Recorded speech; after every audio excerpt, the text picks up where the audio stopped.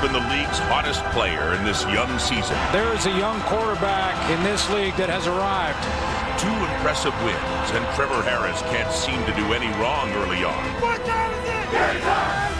Tonight, he faces his stiffest test, the defending Grey Cup champions at McMahon. It's Monday Night Football as the Argos face the Stamps on the CFL on TSN. Next.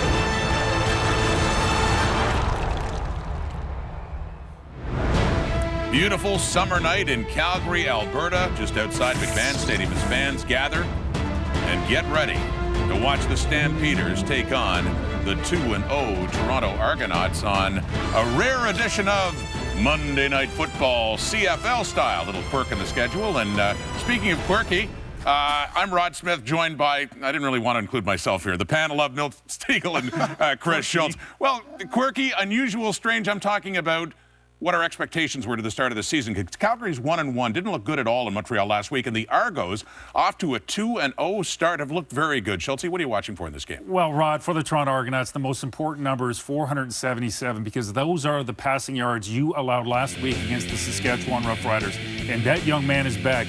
Jeff Fuller is 6'4", he's 217. You combine him with Joe West at the 2 wide receiver positions, it's going to be tough to slow down Calgary's passing game. And then the other thing I think is of significance, and you mentioned it earlier, Milt, no Jermaine Gabriel at the free safety position. That young man was on his way, and with his absence, his non-physical presence in this game makes a big difference. Well, everybody's been talking about the lack of offense for these Calgary Stampeders, but what I'm looking at is their punt team. Their punt team has been pretty bad. They've been giving up almost 18 yards per punt return. And who's returning punts for these Toronto Argonauts?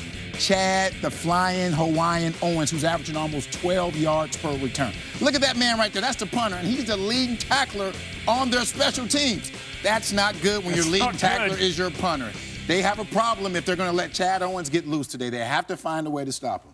Well, it is, and Argos, I mean, they look very impressive against Saskatchewan. Even in the comeback Calgary's going to show up tonight. They're going to win, Schultz? Are you putting that out there? I'll put it out there. I think Calgary wins tonight. I love my Toronto Argonauts. Thank you for the employment. But I am telling you, Calgary will show up tonight, just like Edmonton did against Ottawa. You got that time off. You're coming off a loss. You know what that's like, Milt. I'm calling for overtime. Overtime? Overtime. We need another overtime. Stampeders look to get their season kick-started against the CFL's only unbeaten team, the Toronto Argonauts, on Monday Night Football. Calgary goes up against the hottest quarterback in the league right now. Trevor Harris completed 83% of his passes in his first 2 starts. 7 touchdowns, 1 interception. Can he stay on a roll tonight? On the other sideline, Bo Levi Mitchell is having trouble reaching the bar he set for himself last year. Just 1 touchdown, 3 interceptions after 2 games. Can he regain the Grey Cup MVP form? John Hufnagel's Stampeders haven't lost 2 straight in 3 years. Looking for more energy and an edge tonight against the Argos. And Scott Milanovich's crew, 2-0, and yet the Argo head coach wasn't very happy with the play of his offense or his defense last week in Saskatchewan. Likes the way his team has played for the most part here. He's 2-1 at McMahon, despite the fact they lost a game they led here last year, 29-3. Came back and were defeated 40-33 by the Stampeders. Rematch of the 2012 Grey Cup. Kevin Bradfield and Henry Josie are back to take the opening kickoff. And it's Josie up around the 30-yard line. And a man who's been player of the week in each of his first 2 starts of the season, Trevor Harris, leads the Argos out. Well, we mentioned it earlier. 1 start last year. He won that. He's won his 2 this year. Trevor Harris is 3-0 as a starter. Same record that Bo Levi Mitchell started his career. He's got Brandon Whitaker, top rusher in the Canadian Football League. And Andre Dury is out due to injury. Anthony Coombs gets an opportunity.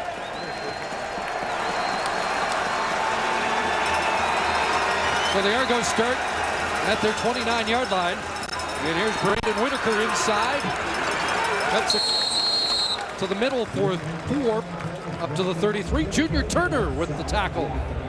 Look at the Calgary Stampeders defensively coming off that loss to Montreal. They get their leader back. Juwan Simpson did not play in that game. The middle linebacker and captain of this defense is back.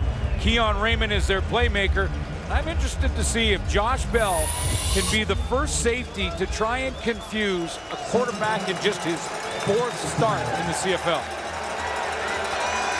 4 for Whitaker, who led the league after 2 weeks in yards from scrimmage. 2nd and 6. Quick hitter is caught. Kevin Elliott has the reception and driven back by Buddy Jackson. Forward progress will be about a yard short of the first down. Excellent timing by Buddy Jackson to step into this tackle and hold Elliott short, because the execution was there offensively, but the tackle was better, and I think they're going to have to punt the football away.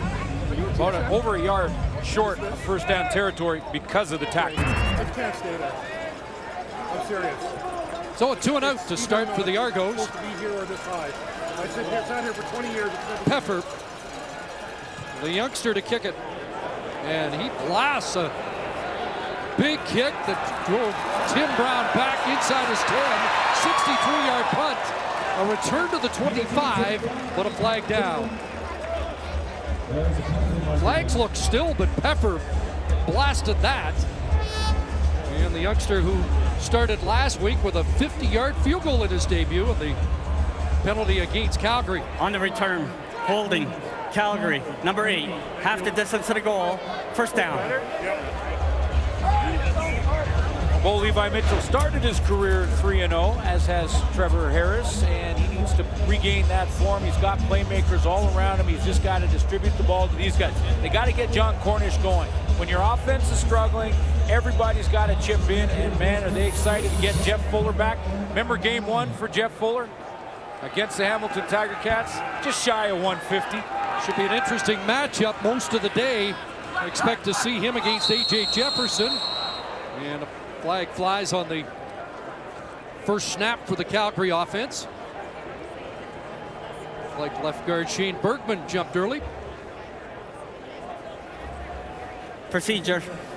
Calgary, number 60, half the distance to the goal, remains first down. Early in this season, the legal procedure has become a problem for pretty much every team in the league, something that is fixable. Got to coach them up, be disciplined on that O-line. So 1st and 15 with Cornish in the backfield. And a handoff off the left side, and he's met by Jason Vega. Ricky Foley there. Corralling John Cornish will be the job of Gregory Jones. I put A.J. Jefferson in there for 2 reasons. One, that big interception for a touchdown last week against Saskatchewan, but also we might see that matchup with him against Jeff Fuller. And Matt Black replaces Jermaine Gabriel at safety. Take a look and see if Bo Levi Mitchell attacks the middle of the field. Expected Gabriel to be out for about a month. Just a yard for Cornish, so 2nd and 14. Isaac showing blitz over the middle, pass caught. Great jump. McDaniel the catch, but there's Matt Black in for the injured Gabriel to make the tackle. Yeah, I was going to say, now Matt Black is a veteran. I mean, a 7-year veteran. This is 7th year in the CFL, so Black reads this perfectly. He steps up. He's a whole player with a rotation coming from the backside. Travis Hawkins coming out. He's replacing Brandon Underwood. He goes to the deep middle. Black comes up. The perfect defensive call for that play. So Chad Owens awaits around midfield as Maver stands at his goal line. Good boot. Owens from his 43. And Owens straight ahead across midfield and into Calgary territory. So great field position for Trevor Harris and the Argos offense that's scored 7 touchdowns in the first 2 weeks, including their last 3 possessions in Saskatchewan.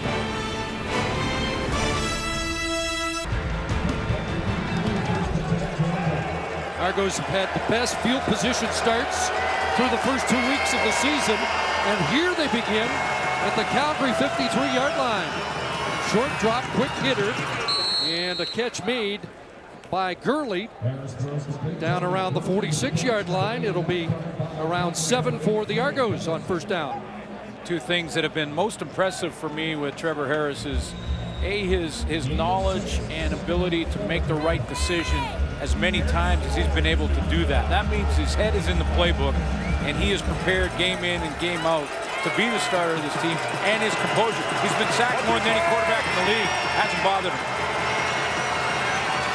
2nd and 4. And Harris into some trouble, and he's dropping. The middle linebacker is back in the Calgary lineup. Their defensive captain, Juwan Simpson, with the sack. Between Tyler Holmes and Bruce Campbell, and Juwan Simpson makes the big play when their team needs it. This is the leadership they missed against the Montreal Alouettes. Splits the seam going against Anthony Coombs. He's got to bow his neck now and step into that block, getting to play for Andre Dury. Saw Simpson in the warm-up by himself come down to midfield to stare down the Argos as they were limbering up. He's got his game face on. Tim Brown dances at the 15, just a 37-yarder this time by Peffer. And we await the initial first down of the game as Bo Levi Mitchell goes back to work 2-0 in his career against the Argonauts.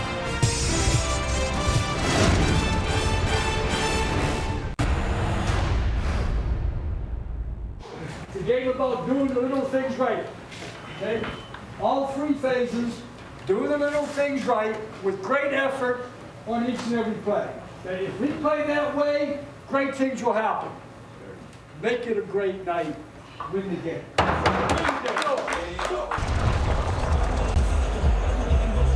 See if they can get off to a better start. They've been outscored in the first quarter in the first 2 weeks, 22-7. The little things. Take care of the little things. Big things will take care of themselves. Double tight ends, they fake it to Cornish. And there is Marco McDaniel out of the backfield, taken down by the newcomer of the Argos secondary, Travis Hawkins. It's a 15-yard pickup. The little things. This could be one of the little things. A good play fake by Bo Levi Mitchell to John Cornish. Go ahead and run it. Play fake there. Just freeze the linebacker just enough to get the lineman on him. And now you got an open Marquay McDaniel in the flat. McDaniel, 6 catches, 113 last week. Stamps have had a 100-yard receiver in each of the first 2 weeks. Cornish again off the left side, up to the 34, has 3. He did most of the damage last year in that comeback win. 11 carries, 174 yards, as he ripped apart that Argo defense for the most part in the second half. But off to a slow start. And if this offense is going to get in gear, they're going to need more from John Cornish ranks. And I had to look at this a couple of times. 21st in the league in yards from scrimmage. 6th in rushing after the first 2 weeks. Another pass is caught. And Eric Rogers up across midfield down to the Argo 53. Yeah, newcomer in there for Brandon Underwood fell down in the coverage. He was one-on-one on Eric Rogers on this outcut. And as they turned around, the ball was on its way on time. He just goes down, stumbles. Right there, you can see he's down and on the ground. Easy catch and turn up the field, and Rogers gets some yak yards. Rogers shaken up last week, went through the concussion protocol.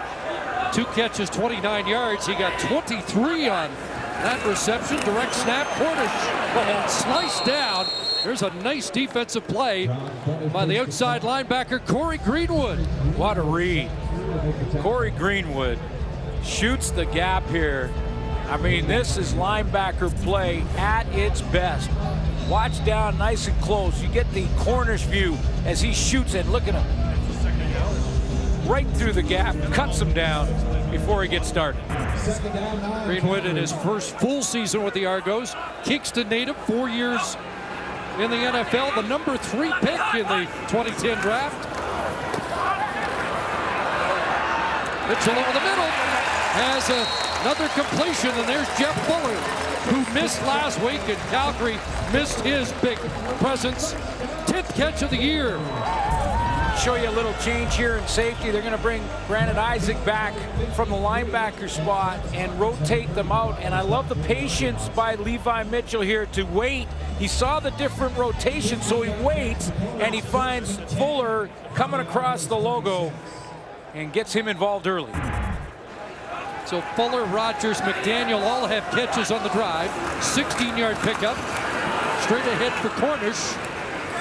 And another short gain for the man who's led the league in rushing the last 3 years. You know, I've sat and had a beverage or two with our Hall of Fame quarterback, and I ask him, you know, when you get that big playmaker back, and they all just smile. And that's what happens with Jeff Fuller back in the lineup for Bo Levi Mitchell. 148 yards in game 1 against Hamilton. He basically could not be covered down by the Hamilton Tiger Cats secondary, and they've got a good defense. 2nd and 6, 7th play of the drive. Back to Cornish, and a flag comes down. The ball came loose. Argos say they haven't. Let's find out what the call is. It is a fumble, and the Argos have the football. Just have to wait for the flag. Holding Calgary, number 63. The penalties decline. First down, Center Toronto. Pierre Laver 2. The hold, so the fumble stands, and that's the 9th turnover of the season already for the Calgary Stampeders. First fumble, and the Argos come up with the ball.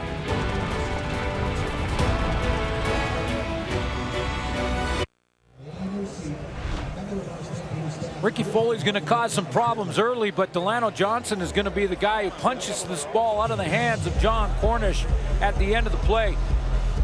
Big right hand you're going to see right there get to the football. Johnson knocks it out. Clearly a fumble, not down by contact. Argo ball. Like Jason Vega came up with it.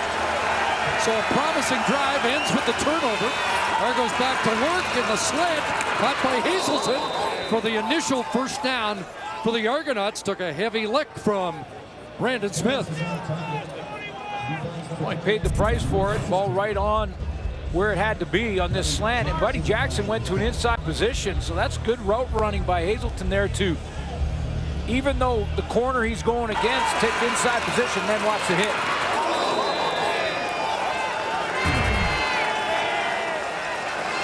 $15 on the game, first down. Fake the crosser, and they'll reverse to Owens. Got a hole, and Chad Owens has another first down as he skips out just beyond midfield at the Calgary 54. 13 for Owens. Misdirection in a big way here for the Toronto Argonauts in the play calling. There goes Anthony Coombs. They got another one coming this way, and then here you go back the other side with Chad Owens. Lots of misdirection, confusion, got Calgary chasing, and that's why Owens opens up a 13-yard gain. Back-to-back first downs for the Argos. They fake the fly sweep. Harris, and it's picked off into the hands of Jamal Wall, who's dumped at midfield. Flag down. Wall led Calgary and tied for the league lead last year in interceptions with 6. Let's find out if this one will stand.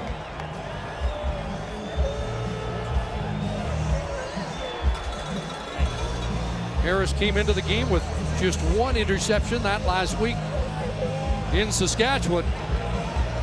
And it looks like this is going against the Argos.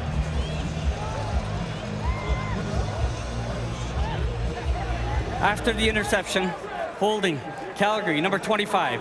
10-yard penalty applied from the point the ball was held.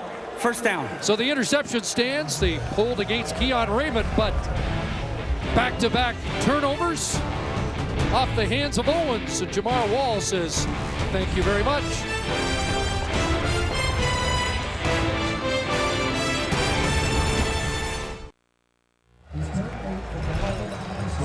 A lot of focus on the slow start for John Cornish, who has not been always a fast starter.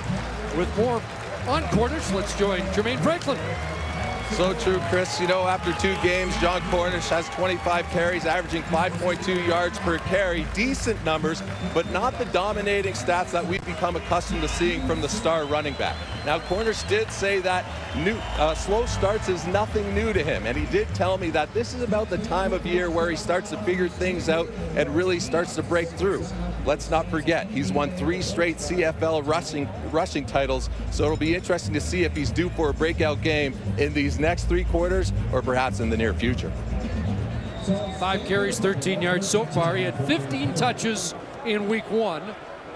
Touched the ball 13 times last week in Montreal. So hasn't had a heavy workload.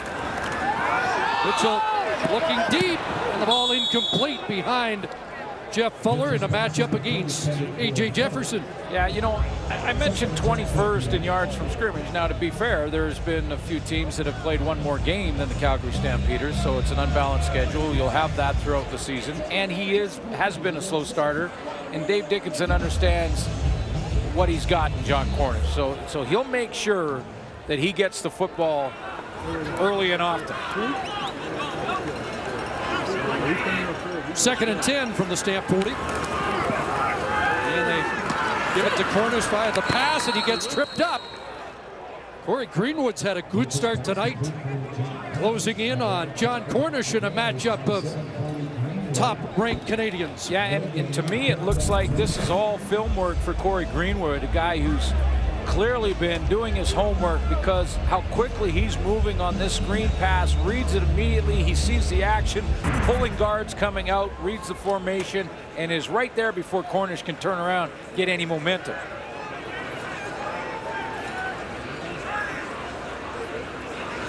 So Maver with a flag down, kicking to Owens, 22-yard line, and up across the 30. 48-yard punt by Rob Maver.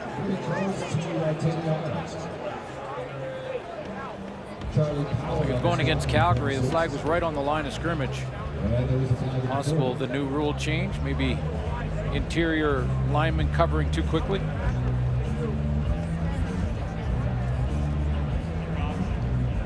Official conferring with the special team coach of the Stamps, Mark Killam, and John Huffnagel. The option for Scott Milanovich. Procedure, Calgary. That penalty is declined. First down, Toronto. So they decline the penalty. Trevor Harris gets set to go back to work, and Chad Owen's been impressed with the young quarterback's leadership. Mentally, he's locked in, like he's sharp. You know, day 3s we do our skills meetings. We got QBs and receivers, running backs, and he's leading the meetings. And just the things he's saying, talking about certain plays, looking at their coverages, and you know, it's he's prepared each and every week, and it shows on game day. Toss there to Henry Josie. A little confusion on that play. Yeah, I mean, this is the guy, though, Chris, that I see. You can tell in the success that he's had in the first 2 weeks of the season. It starts with that preparation that Chad Owens Major is foul, talking unnecessary roughness. Calgary, number 27. 15 yards to the end of play, automatic first down. Calls against Jeff Heck.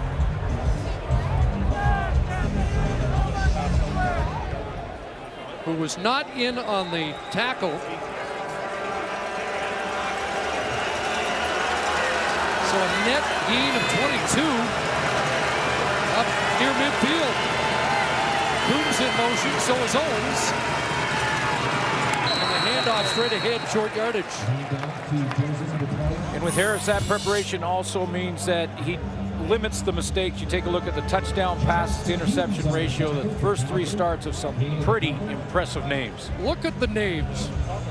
Dunnigan, Ricky Ray, a couple other guys on the sidelines, Dave Dickinson and John Huffnagel. Yeah, we have 4 of those guys right here tonight in the park. So it is early in his career, but well, maybe we're seeing something special in its infancy. 2nd and long. Harris to the outside, and the pass is caught. There's Kevin Elliott in front of Buddy Jackson for a catch and a first down.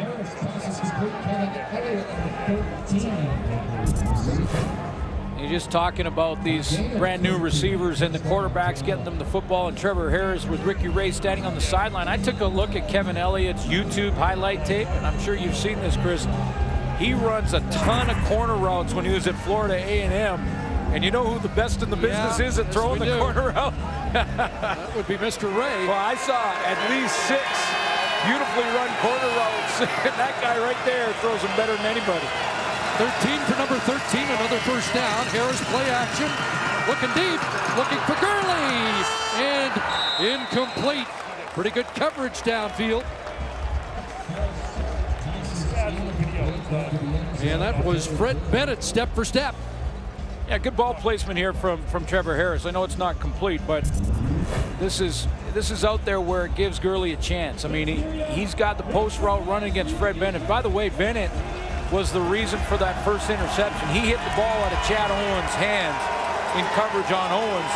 On that turnover by Jamar Wall, is a pretty good position here. Maybe got away with the left hand a little bit. 2nd and 10 from the Stamp 42. Harris going to take another shot. Hazelton got it inside the 10. Vidal Hazelton has the catch, and the Argos are 1st and goal. This is not a guy in his 4th start. He's just not supposed to understand the difference in the throw that's necessary. A lot of young quarterbacks have put too much air on this ball and allow the safety to get into the pitcher. He doesn't let Josh Bell get in there because Trevor Harris puts it on a line and hits Hazelton in stride. 5 catches, 60 yards last week. Chris Van Zyl looked like he was nicked on the last play, but stays in at right tackle. And here's the reason why the Argos are 2-0. Red zone production, 7 for 9. Operating at 78%. They were 4 for 4 last week. 1st and goal. Harris end zone. Just out of the reach of Henry Josie. Great play call, and Trevor Harris will look at the film and point right to himself on this one because he just misses a wide open Josie. The play is designed to use Chad Owens as a decoy. Josie starts in the backfield, comes out from there. Chad Owens was on a hitch screen, which was the fake. A little shoulder to Owens, opened him up in behind, and just missed it. Knew he missed it. Let's see what he does to make up for it. Going to take another shot. Got it this time. Touchdown, Kevin Elliott.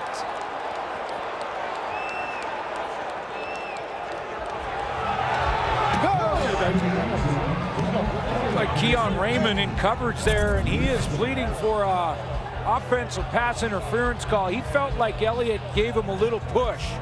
Just as the ball was arriving, you can see he's going down, or was that Brandon Smith? Pick it up, whether it was 25 or 28. He does go down, and I couldn't tell if it was from a push from Elliott or was it just that he went down, tripped on his own. But that trio, no call. New Argo receivers are all big, strong targets, and they've won a couple of battles like that already this season. So Kevin Elliott has his second touchdown catch. Argos strike first.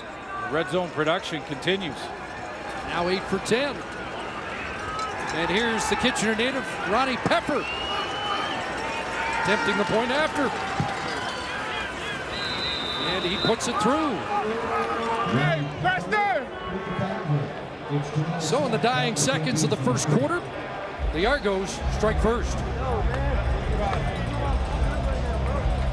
Good. I gotta get my shit right, man. Damn you, Orlando. Our mom. Hey, Lucky. Well, there's some great route running right here by Kevin Elliott. Take a look at how he's going to give him that inside move right here, the step, and then a hard jab step there with the left foot. Look at the head, sell it, and then back to the outside and the seam. Now, does he give a little push here?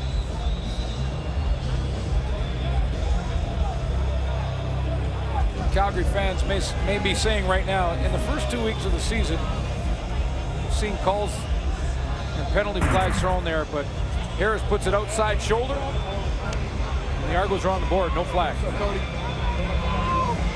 8th touchdown pass of the season for Trevor Harris.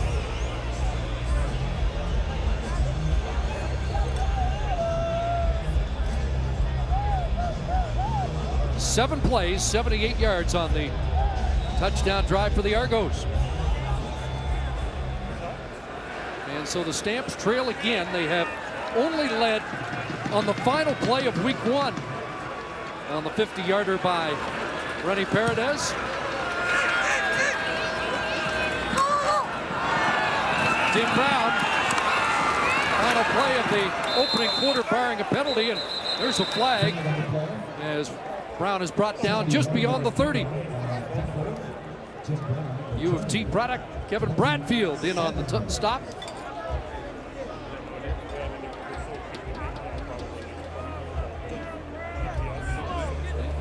On the return, illegal block, Calgary, number 45, 10-yard penalty, first down.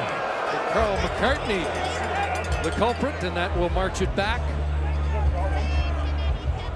And the Stampeders start at their 18-yard line. I think it was Milt Stiegel in the pregame show talking about the Stampeders special teams.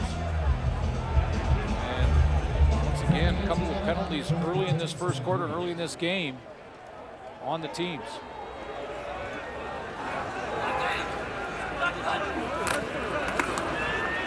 And off to Cornish, just over the 21 for 4 on the final play of the opening quarter.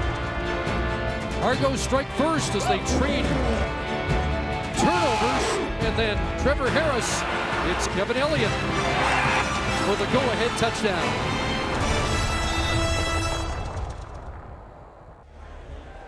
Defense is stout early in the first quarter, and then the Argo offense got some traction. Yeah, then both these teams traded sort of 2 and outs to start the game, but then Trevor Harris got on track, that nice drive, 7 plays, 78 yards, finishes with the touchdown. Hey, he's in a bit of a slump, Trevor Harris. He's completed just 70% of his passes in the first quarter for 93 yards. He's on pace for another close to 400-yard passing game. And that Calgary offense is still in a funk. And I'm not quite sure, and I'm going to watch in this quarter as to why that is. Bo Levi Mitchell just can't break out of it. Yeah, their best drive ended with a fumble. And here's a team that's made more turnovers than their opponents in the first 2 weeks. They only did that 3 times all of last season. Hard to pinpoint exactly what the issue is. I mean, it's not Mitchell missing targets necessarily. It's Grey Cup hangover. I mean, after they won in 08, they went 0-2 out of the gate before they got going. Might get going here! Oh, an incompletion through the hands of Eric Rogers. And they're going after the newcomer in the Argos secondary, Travis Hawkins. And Hawkins is there. He answers the call because he sticks with it. I didn't think there was any question Eric Rogers was coming down. This ball thrown bang on. Up over that shoulder, has it, and look at that left hand there from Travis Hawkins. Just knocking it out at the last second, sticking with it. There's a play Rogers made consistently last year. Maver to boot it away after the third 2 and out. 44-yard punt. And A.J. Jefferson wrestled down quickly on the return. Take another look at the scoring drive for the Argos. Again, 7 plays, and it travels 78 yards. Actually looked like a broken play to start it, but it really wasn't. Nice out throw from Elliott. Down the seam, that really threaded the needle, and then a spot throw to the outside shoulder, throwing Elliott open in the end zone. Harris 347 yards passing against Edmonton, 267 last week. Here's the fly sweep to Anthony Coombs, replacing Andre Dury, and not going very far this time. Freddie Bishop wouldn't let him turn it upfield. Well, he's getting his opportunity, and Anthony Coombs, I talked to him. Of course, when you talk to the Toronto Argonauts about Anthony Coombs' opportunity, they go right back to want to make sure they say hello to Andre Dury, who's out for the season. In fact, the team wore the number 32 in warm-up in respect for their teammate. No more popular guy with the Argos, and one of the good guys in the Canadian Football League. We're thinking about you, Andre. ACL injury last year for a guy who's gone through more than his share of knee problems. And there is was a drop pass out of the backfield. Brandon Whitaker unable to secure that, and the Argos commit their third 2-and-out of this game. Brandon Whitaker is off to a great start. I mean, a guy who is proving that he still has game. In fact, you take a look at both him and Cornish. You expect Cornish numbers to be way higher than they are, and you think that maybe Brandon Whitaker might be at the end, which is why Montreal let him go. And it's been the exact opposite after 2 weeks. Rookie Peffer with the boot. Tim Brown fights the sun, brings it down at the 15. 47-yard punt and a return. Away goes Brown through an arm tackle. Another juke, still going. What a return for Tim Brown, and it's Peffer who has to wrestle him down. Flag at the opposite side of the field. See if Tim Brown stokes the Calgary Fire with that terrific return of 47 yards. Conversation with his coordinator, Mark Killam, make sure they eliminate some of these penalties. Face mask call. Referee did not give a number. That's what John Huffnagel's looking for. Well, and when Huffnagel, in that speech we showed you at the beginning of the first quarter, talked about the little things. These are what he's talking about, the little things where we couldn't even find. The penalty was on the opposite side of the field of Brown, and that is a player grabbing a face mask that has nothing to do with the play. Those are the little things that takes 53 yards off the return from Tim Brown. We didn't get a number from the official either, so I'm sure that's what John Huffnagel was trying to find out. But so instead of starting in Argo territory, they're back at their own 7. Mitchell from his goal line steps up, fires. Eric Rogers, and he's got it in front of the Argo bench, and that gets some valuable real estate back.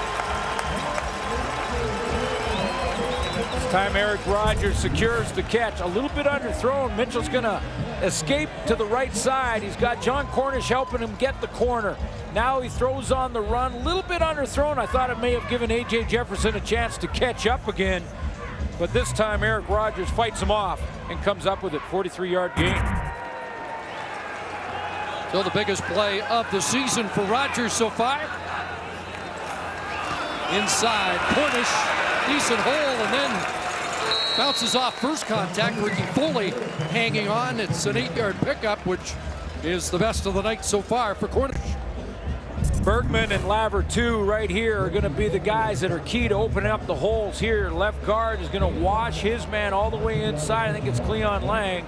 And Laver 2 seals. So 2 blocks right there opens up a gaping hole for John Cornish. Away he goes.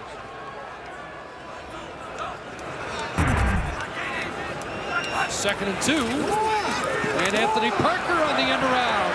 First down. And dropped at the Argo 43. Sometimes it's a play, sometimes it's a drive. When you know you have good players, you're a well-coached football team. This Calgary Stampeder can check off both categories. It's just a matter of time. Maybe it's this drive that snaps them out of this funk offensively. A big play to Eric Rogers, a good run to John Cornish on first down, the fly sweep getting Parker outside. They're on a roll now. Tackled by Greg Jones, the middle linebacker, but not before Parker churns off 8. Back to Cornish right side. Flag comes down, and Cornish dropped at the 40. And this is going to bring it back and put him in a hole. The little things, it looks like it's going to be holding against Calgary. So Greg Jones out of Michigan State get the options from the official. Holding Calgary, number 65. 10-yard penalty, remains first down. Right tackle Dan Vetterkyle. Once drafted by the Argos, and look at the difference in penalties. And this is a Calgary team that came into after 2 weeks ranked first, the fewest penalty yards per game in the league. Vetterkyle drafted back in the 2006 draft, number 5 overall by Toronto. Of course, went to the Indianapolis Colts. First down, and a quick hitter caught by Fuller. Closing down on him was A.J. Jefferson. Good matchup outside. Jefferson coming off a game where he gave up a couple, but had the 100-yard interception for a touchdown when they really needed it. It was a play that turned the game against Saskatchewan. He's matched up against Jeff Fuller for a lot of this first half. 7 for Fuller. 2nd and 13. At the Argo 46. Out of the pocket. Mitchell takes a look. Mitchell takes off. And he'll get a first down.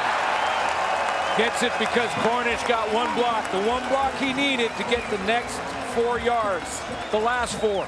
The most important 4, because he had a ways to go. Now he had a choice to go to Cornish out of the backfield here.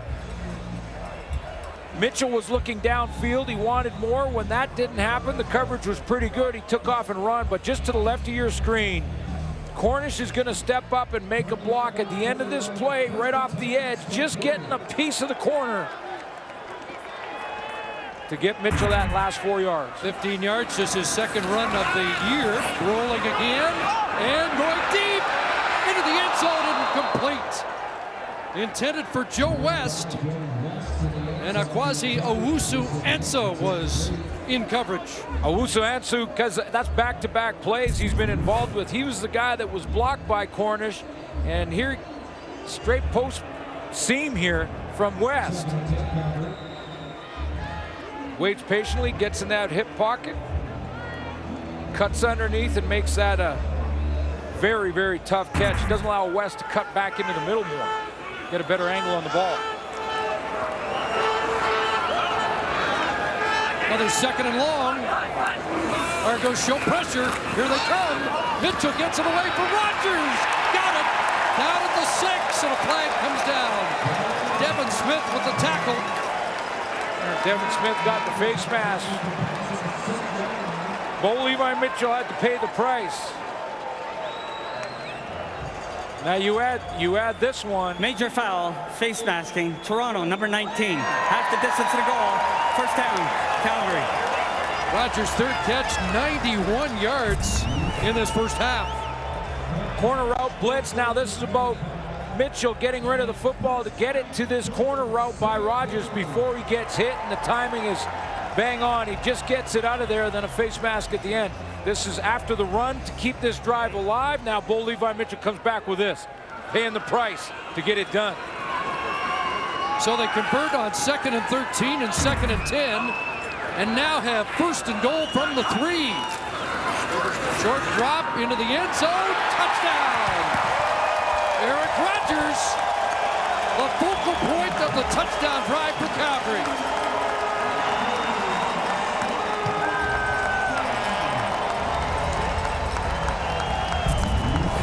Could it be this drive that gets the defending champs back on track? No question where Mitchell was going with the football. He was going to 80.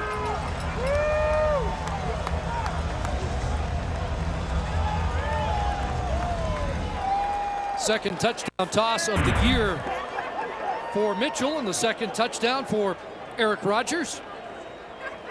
Well, he took a big hit last week against Montreal. There was some question as to whether or not he was even going to be ready for this game, but went through all the protocol and it's good to go.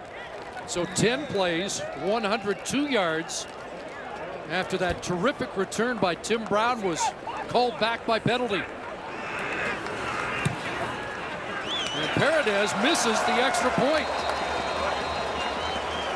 Had a bad leg, sat out part of the week, and the Argos maintain the lead. But Calgary's on the board as Mitchell finds Rogers loose in the end zone.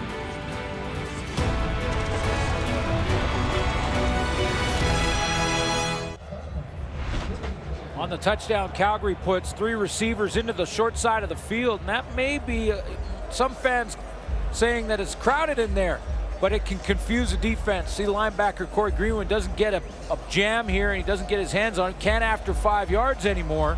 He's got to do it at the line of scrimmage. He's confused, stops short, and forces the safety Matt Black to try and get there, and he can't. Last week, Calgary without Rogers for some of the game and without Fuller for the entire game. Here's Josie on the return to the 35. Well, an impressive drive by Calgary. The 10 plays 103. How about the drive last week in just over a minute by Trevor Harris to tie the game in the final minute against Saskatchewan. 9 plays, 95 yards in about a minute. Very impressive. And then almost perfect in overtime.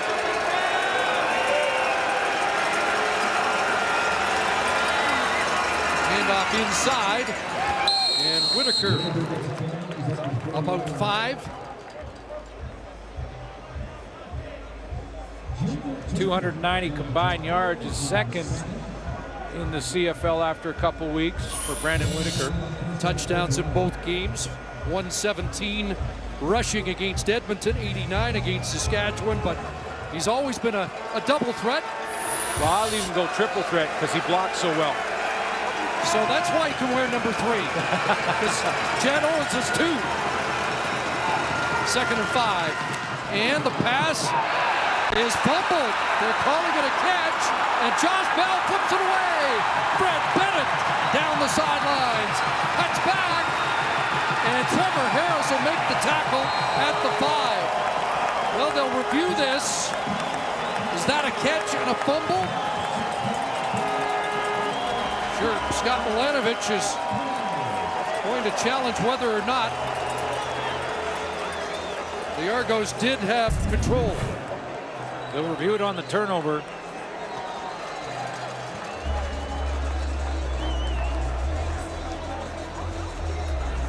It looks like the football move and turns upfield. Chad Owens catches it underneath. Step, another step. The question for me is, was the elbow down, the left elbow down before the ball came out?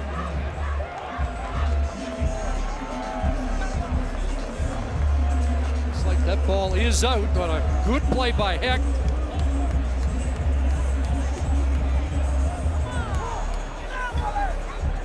Who comes in as an extra DB in the passing situations. 5th-year man out of St. Mary's. And no challenge.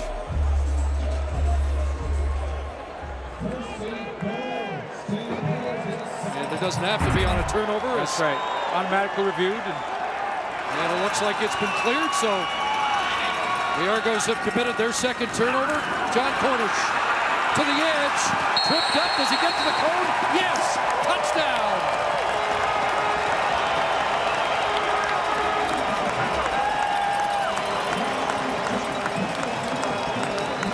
Corey Greenwood got him around the ankles, but Cornish's momentum takes him to the pylon. Yeah, it was just a matter of could he get that edge. Corey Greenwood shoots the gap again, gets there and is close. Good balance, extending the football, and if you hit the cone with the ball, that's a touchdown. Right in your living room. I can move the popcorn over to the left there just to get it out of the way.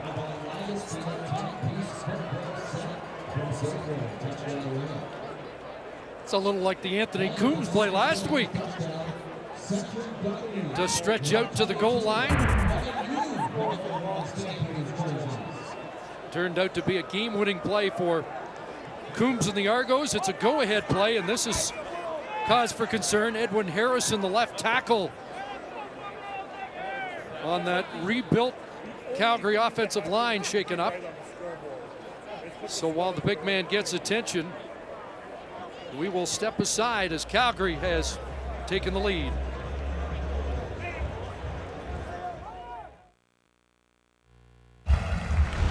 Take another look at that touchdown. I want to show you the little things that John Hufnagel talked about in his pregame speech.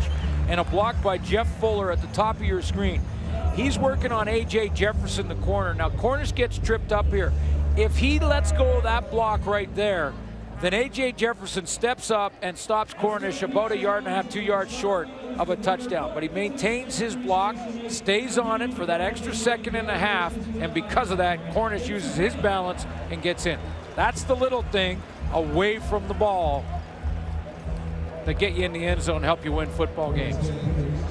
So they celebrate the touchdown, but there is some serious concern with an injury to the left tackle, Edwin Harrison, the 6-year veteran who replaced Stanley Bryant, now a Winnipeg Blue Bomber. And Brad Erdos out of Simon Fraser is going to have to come into that offensive line.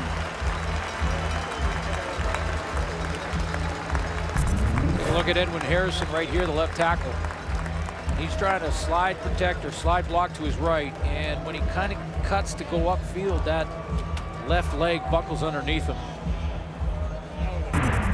Really wasn't engaged or taking a big hit there. It just buckled on him.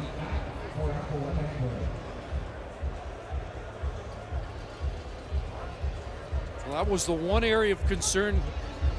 Depth issues on the offensive line for the Stampeders, already without Brander Craighead on the 6-game disabled list. And as Milton mentioned in the pregame show, Brett Jones gone. Bryant now a Bomber.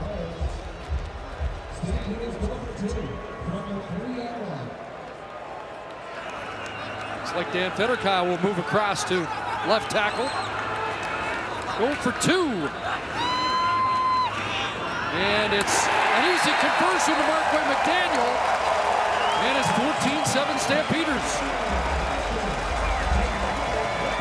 Rene Paredes, you mentioned he missed that first convert and had some leg issues throughout the week. There was a question mark coming in. Ended up dressing, but maybe John Huffnagel's just deciding, hey, the rule change on the 3-yard line for 2 and a kicker that's a bit nicked. Maybe rest him in the converts and go for 2 each time.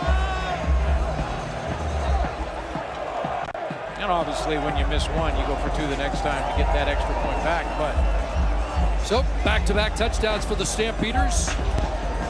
And now enjoying their first in-game lead of 2015.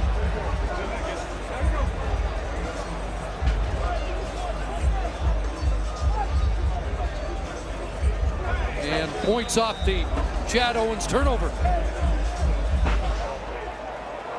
And Rob Maver, one of their Calgary's leading tacklers on special teams. Not sure that's good. Kickoff.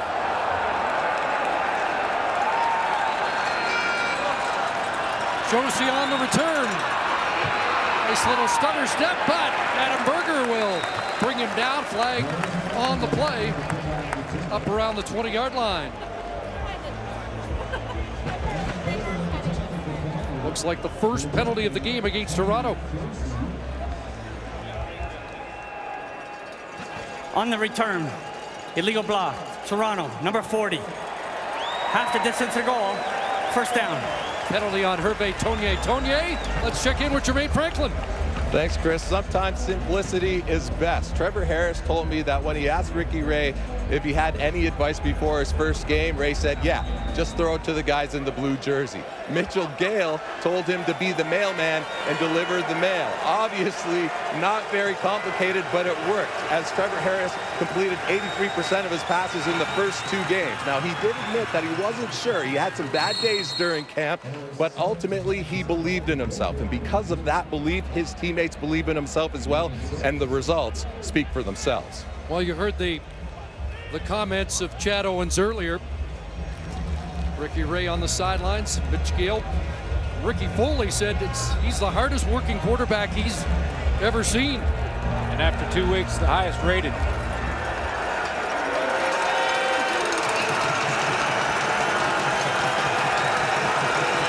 And now a little extra pressure on Trevor Harris.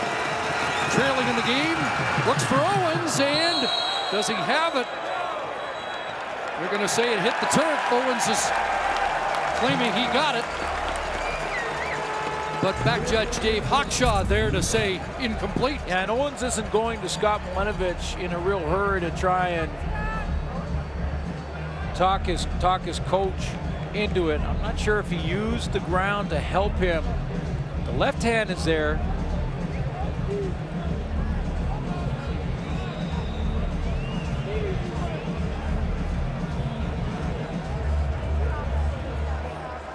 Watching the coach, doesn't look like he'll challenge. So another 2-and-out. Pepper stands at his goal line. Brown awaits at the Calgary 45. High kick, but not deep. And at midfield, Brown's got it. 40-yard punt. 5 on the return as Tim Brown's brought down at the Argo 50. So a momentum shift here in the second quarter. Calgary has the lead and good field position after back-to-back touchdowns. Yeah, and Bo Levi Mitchell basically took that leadership role in that last drive because he was faced with adversity a couple of times. A big return when he had great field position was called back because of a penalty, so they started in their own end inside their 10-yard line. He got him out of there, scrambled on a second down to keep the chains moving, and then hit Eric Rogers. See if he can back it up with another one. Pressure on, and for the first time they get to Mitchell. Leon Lang was there, and so was Euclid Cummings, who has sacks in each of the first 2 games. And it's been the deep tackles that have been getting the most pressure for Toronto. I was going to say a little bit different sort of scenario than you're used to seeing. The 2 tackles were the 2 coming in after 2 weeks with the sacks. Leon Lang and Cummings, and Oplaugo on the outside, and Ricky Foley both looking for their first coming in. I think Lang will get credit for his second. Loss of 6, 2nd and 16. Mitchell a pump. And now launches deep. He's got Anthony Parker in stride. And it's 1st and goal at the 6. Starts with pocket presence from Mitchell. Remember, he's working now with a makeshift offensive line, so he's got to have that pocket presence. It starts to collapse on him a little bit, so he steps up in there to buy himself just another little more time to get to the outside. Now he's on the run, and I love how Parker at the end of this play catches it with his hands. He doesn't wait for the ball to arrive to his shoulder pads. He reached up and pulled it out of the air. They made 3 changes on their offensive line after Edwin Harrison was hurt, and now Dan Federkyle is down. So concern here in Calgary as we hit the 3-minute warning with the Stampeders in the lead.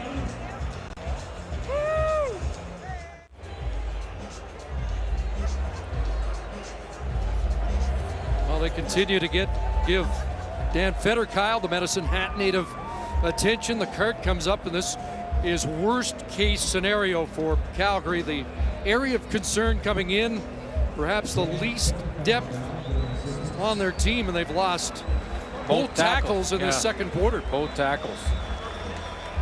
They made 3 different changes. Federkyle moved to left tackle to replace Edwin Harrison.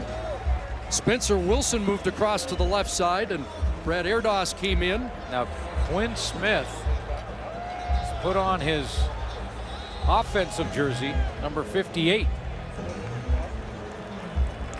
Number 90, a defensive tackle who did play on the offensive line at Concordia. Scarborough native, as Federkyle gets an ovation as he heads to the room.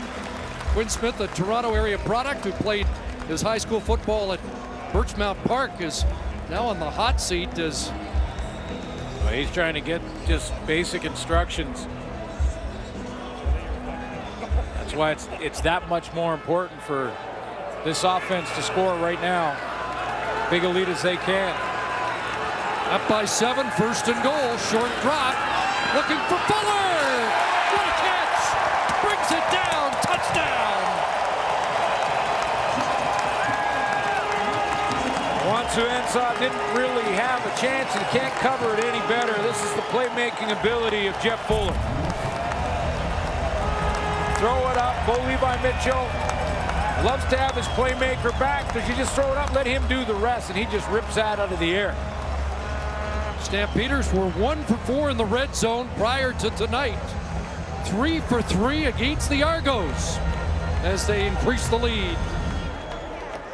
Fuller is a beast. Jump. I don't know how you covered any better. I was just going to ask you, how did you to defend that? 6'4", 212.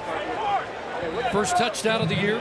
Wansu-Ansah was in perfect position inside, right next to him in his hip. Paredes back in to put this one through. 3 consecutive touchdowns for the Stampeders. And they have a 21-7 lead late in the first half.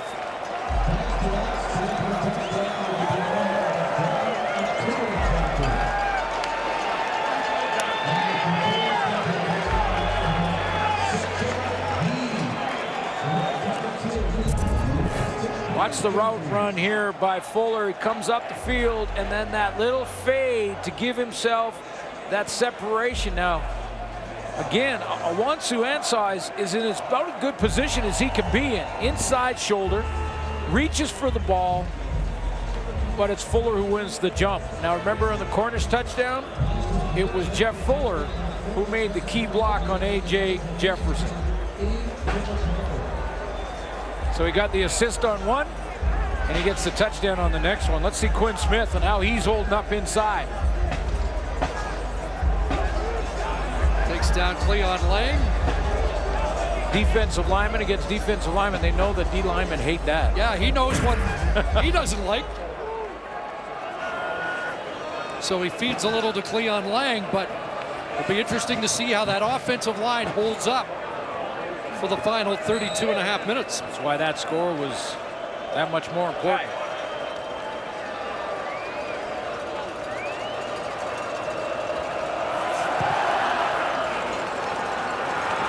One hop kickoff to Henry Josie. Up to the 31. Let's check in with Jermaine.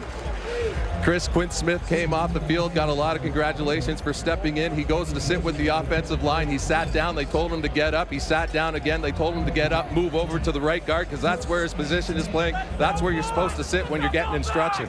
Baptism by fire. He goes, you're in the wrong place. D-line can sit wherever they want. Yeah.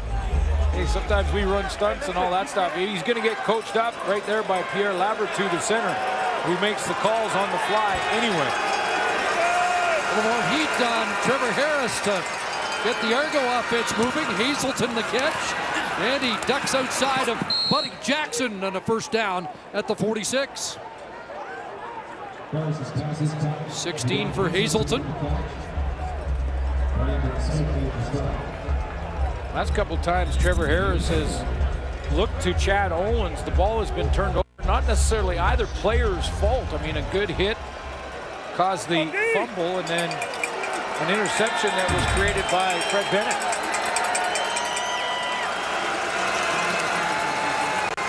And that out reaches the intended target, but in the neighborhood was Jamar Wall. Pass caught by Torrey Gurley. Torrey Gurley had to come back. I mean, if he doesn't take this extra step back, it's an interception. This one's maybe going more than that. Yeah, this one's going the other way. And after a couple of weeks in the CFL, we've had a lot of interceptions for touchdowns. 8, as a matter of fact, coming into this game. That's an off-the-charts number, isn't it?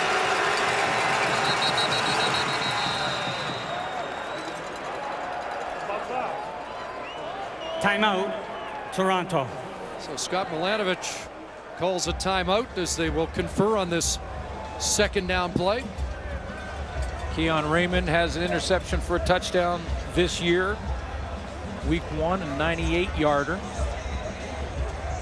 5 for him in his career, which ties a Stamps record held by William Hampton. A.J. Jefferson for the Toronto Argonauts had one last week, went back 100 yards, so just a couple more than Keon's. And 8 total. That is on pace to shatter the record.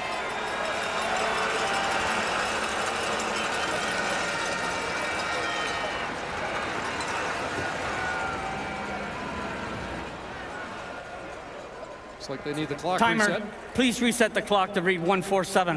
147 on the clock, please. The record, by the way, for interceptions in a single season is back in 2004 when there was 27 of them. So they're on pace for more than double. On pace for 59. I thought these rule changes were supposed to help the receivers. Well, they're increased scoring. 2nd and 6, and that pass complete into Calgary territory. Hazelton another catch. Also a result of more zone defense that we're seeing because of those rule changes. Nice throw here on time to Hazelton.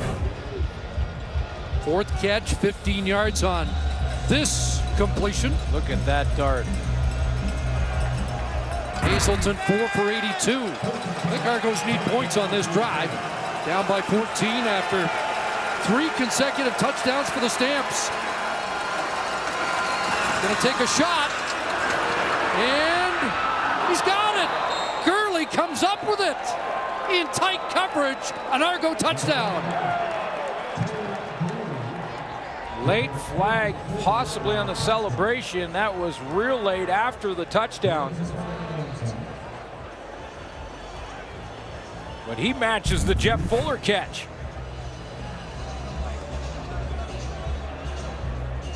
If there was anything fancy about the route, he just took off and wins the battle. Beats Fred Bennett, 6'4", 230, both out of South Carolina. So they've got bragging rights on the line, and Torrey Gurley has his 3rd touchdown.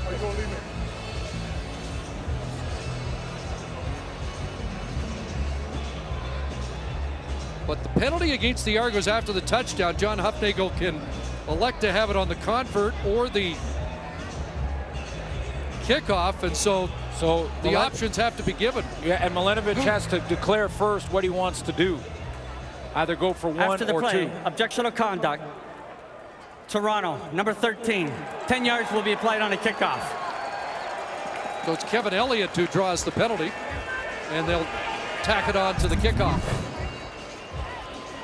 So a taunting call for Elliott, jumping over Bennett. And then a little trash talking, and that's a penalty. And those are the ones we can get rid of. I know the fans are upset by the number of calls. So are we, but yeah. But let's a large proportion of them we control them. Yeah, you can get rid of that one. You can get rid of the ones after the play. And let's cut about half of the legal procedures out of there that have nothing to do with the rule changes, and that's on the players and coaches, not the officials. But a great catch by Torrey Gurley. 44-yard touchdown strike. Argos get a touchdown, back within a touchdown. You know, Fred Bennett's made a couple of plays, and this is a great matchup, the two pros going at it. I mentioned there wasn't anything real fancy about this route from Torrey Gurley, just straight out runs. I mean, he doesn't stem him, doesn't try and double move him, just trying to get past him, and Bennett won't allow him to run by. The jump ball is won by 81. And all these targets for Trevor Harris are big physical targets. Gurley 6'4", 230. Trevor Harris and Chad Owens have talked on the sideline between every single offensive series. And the new additions, they're stepping up, have done the damage. And Scott Milanovic has said we're asking a lot of young guys, and so far they've been able to handle it, but they're still getting acclimatized. Well, I'll say this though, Gurley, Elliott, Hazelton, all experienced as pros. So back within a touchdown. They take the 10 yards back on the kickoff. Tim Brown at the 30. 45. And helmet pops loose. Brown is down at the 50. As we go back to the Calgary bench in Jermaine Franklin. Thanks, Chris. Update for the O-lineman, Dan Fetterkale. He is doubtful to return with a lower leg injury. As far as Edwin Harrison, he will not return at all. He also has a lower leg injury to his left leg. So you see Spencer Wilson now Looks like he'll play tackle on the left side. Bergman and Flavert too stay in the same spot.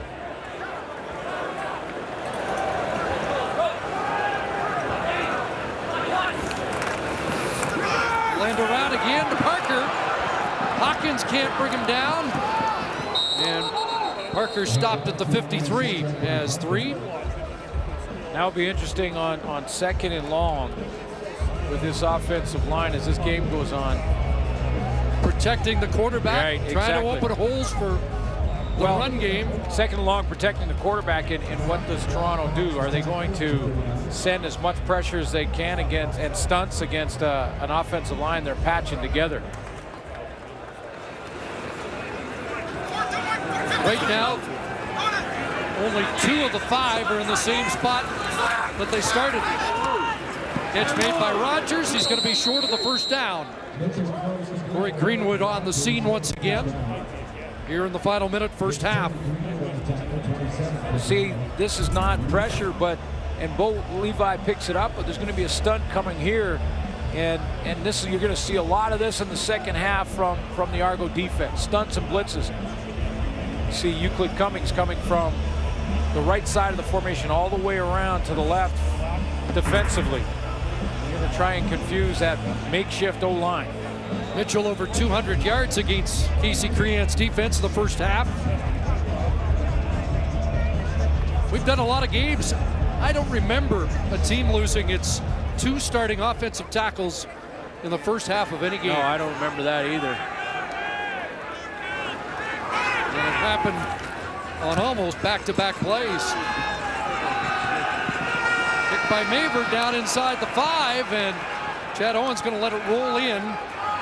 Concede the single on the 55-yard rouge from Maver. Let's check in with Rod Smith. And Chris, just a few seconds until the half, and coming up, as you might expect, we're going to talk a whole lot about the offensive line injuries. Calgary trying to get through the rest of this game with the lead. Also, how the Argos have been keying on John Cornish, too. That's coming up at the half. Thank you, Rod. Just thinking about the game management here. 19 seconds left. Not sure why Chad Owens gave up a point here. I know he's looking for field position, but not a lot of time to do much with it, no, is there? And you know, I think in this first half, he's obviously a great football player and one of the most talented players in the league, but Chad Owens is fighting it a little bit in this first half. One through his hands for an interception. He's fumbled the football. And you can tell now they're just going to take a knee. They could have taken the knee at the 5. Without giving up the point.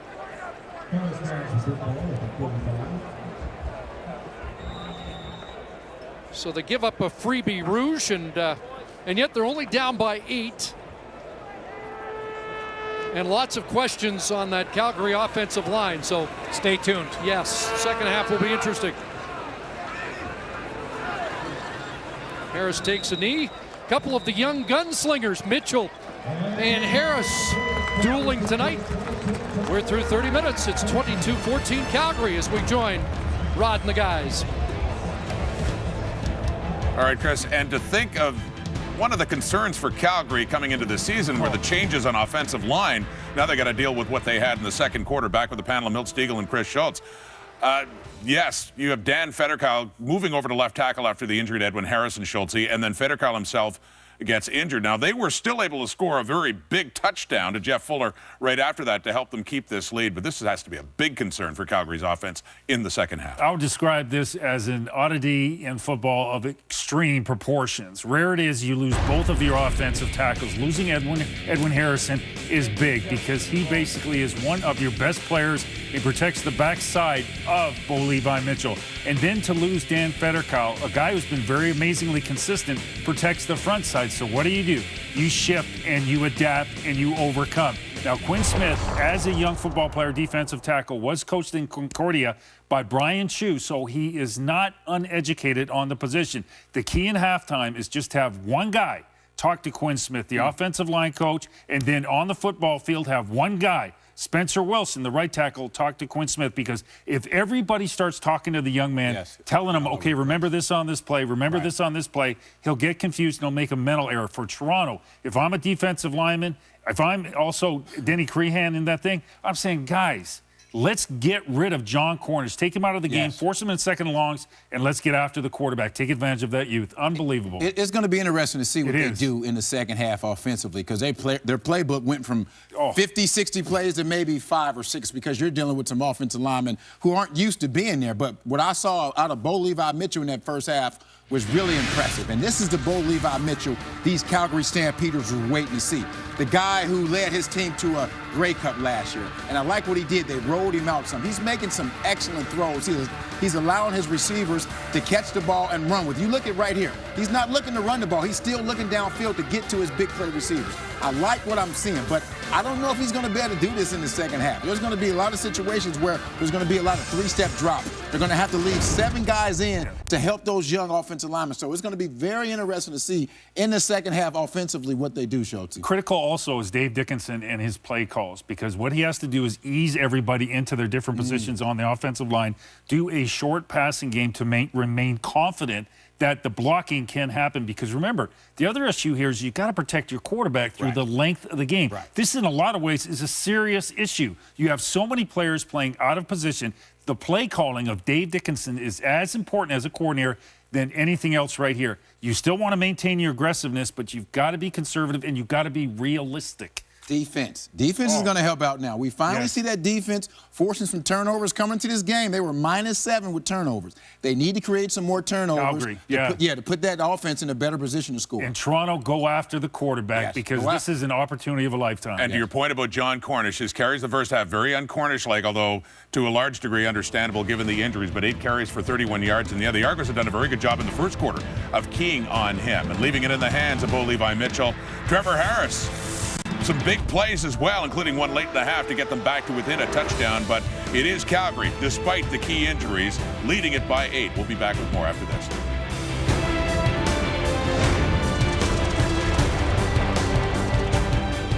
At the half in Calgary, the Stampeders leading the Argos by 8. Here's Milt with the stats. Thanks, Rod. Great first half by both of these quarterbacks. Both of them are doing a great job. I think for the Calgary Stampeders to win this game, they have to get John Cornish going, because of that young offensive line will not allow Mitchell to drop back and pass. Bo Levi Mitchell, 13 of 16. A couple of touchdown passes. Here he is now with Jermaine Franklin. Well, Bo, first of all, I'll ask you about that second quarter. It took a little while for the offense to get going, but it looks like you found something. Yeah, man, we just had to, keep chugging. We knew who we are as an offense, and, the last 2 games haven't represented that. But we knew we were close. And, right now we don't have it done. There's a lot we still got to do. Obviously, some mishaps with 2 O-linemen going down. So we're going to have to pick it up around those guys and rally around it to win this game. That was the next question. How do you do it? If both cannot return, how do you guys survive without 2 key offensive linemen? Hey, man, play football. That's what we're here to do. That's what we get paid for. You only dress 6 O-linemen, and, this is a bad situation. But this is going to happen. Teams have gone through this before. We're not the first ones to do it. So it's going to start with me, start with the O-line, and we got to go down and win this game ourselves. Thanks for your time. Yeah, appreciate it. And those 2 losses notwithstanding, it was a very good second quarter for the Stampeders with 3 touchdowns, a big turnover to set one of them up. So they do have the lead. Can they hang on against Trevor Harris and the Argonauts? Second half kickoff is coming up. Busy first half for Quick Six, with Calgary scoring 3 touchdowns, 22-14 Stamps. Before the second half, Jermaine Franklin with Trevor Harris. Trevor, 186 yards passing, a couple of touchdowns. How would you assess that first half for the offense? We're down by 8. We gotta make sure that we execute in the second half, make sure that we're doing what we need to do to try and get this win. Is it the turnovers that you need to clean up for the second half? Absolutely. We gotta cut out the turnovers, cut out the penalties. We gotta hit their quarterback. We gotta get to him, and we gotta protect ours. So we gotta make sure that we're taking care of the football and just sustaining drives. Thanks for your time, Trevor. Thank you. Well, the most interesting sidebar of this game tonight, first half, the loss of 2 offensive tackles on the Calgary sideline. At Delmonico, the offensive line coach had his work cut out for him at halftime. I think one of the things we might see the Calgary Stampeders do is play a lot more tight end, bring in Rob Cote in there a ton to try and help up, and they coach up that offensive line. Interesting comments from the guys about what the offensive coordinator has to do with his playbook now. Yeah, it'll be important. Obviously, a lot of the pages of the book for Dave Dickinson are gone. Night football game, Stamps lead by 8, trying to avoid their first 2-game losing streak in 3 years. Argos trying to come back as they did last week to remain the only unbeaten team in the CFL. Second half underway with Tim Brown on the return. James Juracek's got him beyond the 30-yard line.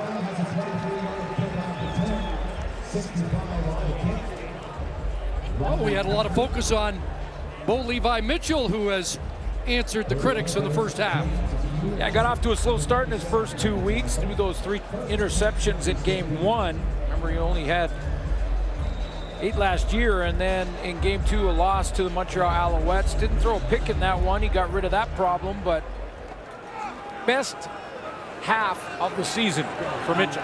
10 points in the first half of the opening 2 games. 22 on the board tonight. And a pass to Markway McDaniel out in the flat. Brandon Isaac there defensively for the Argos. It's a 7-yard pickup.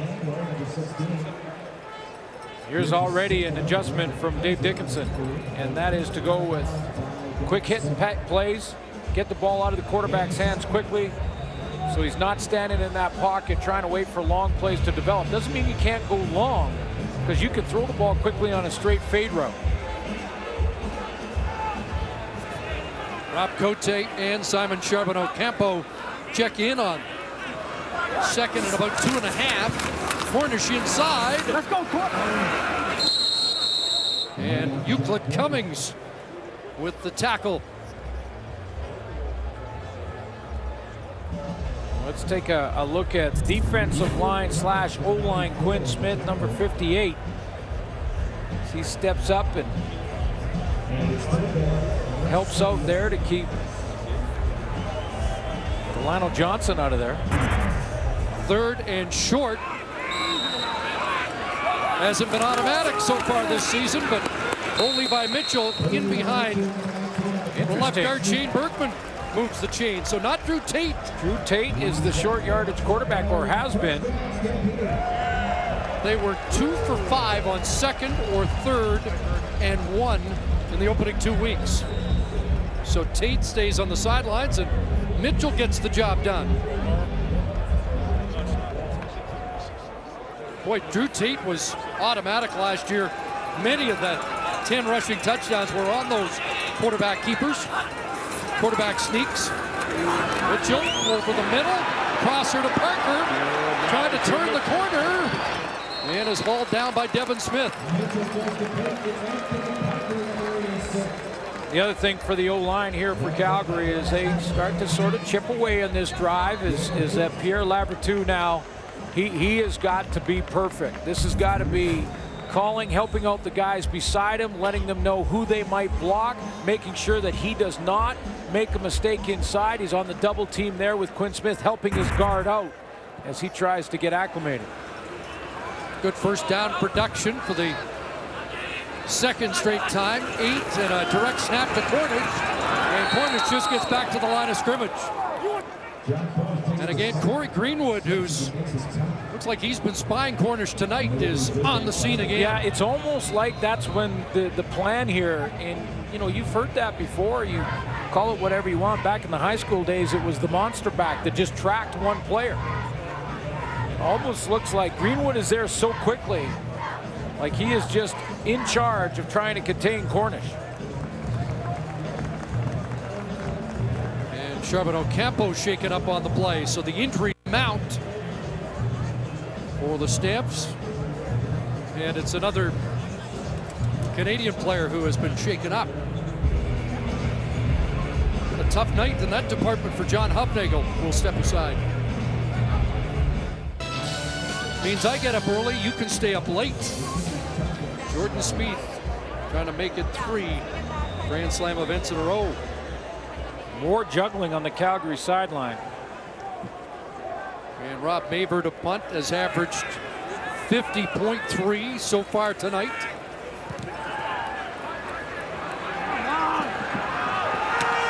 Flag down as Owens taken down quickly. Downfield was Charlie Power. First man to Owens after a 44-yard punt. See if Owens can break out in this second half. One of the Stampeder cover men was downfield too quickly, and that's the call.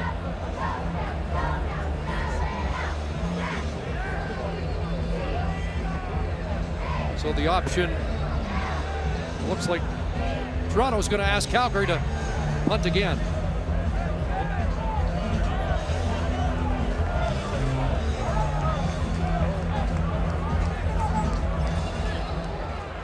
Illegally downfield on a kick. Calgary, number 56. 10-yard penalty, re-kick, third down. It's the long snapper, the veteran Randy Chevrier. You know, Chad Owens wants to make amends for a tough first half. Yeah, not necessarily really his fault, but he's just not in that zone, in that groove that we often see Owens in. I mean, a good play by Fred Bennett there, strips the ball. Then he makes a catch on the slant, puts it on the ground after the hit and tackle. And then this poor decision, they're just gonna kneel down to end the first half, and he gives up a point he didn't have to because he didn't corral it. So I wouldn't say he's just having a bad game, just Chad Owens is kind of fighting it in that first half. We'll see if he can make a big play and make amends here. 51 all-purpose yards in the first half. 99 yards catching in game 1, 88 in game 2. The target on almost 1/3 of Trevor Harris's throws in the first 2 weeks. Another flag, and Owens letting that roll a long way. And then gets stuck. And a good hit by Jamar Wall. 56-yard punt. Well, see what the flag is, because if it stands here, it didn't get much more over making like them kick call. again. Yeah.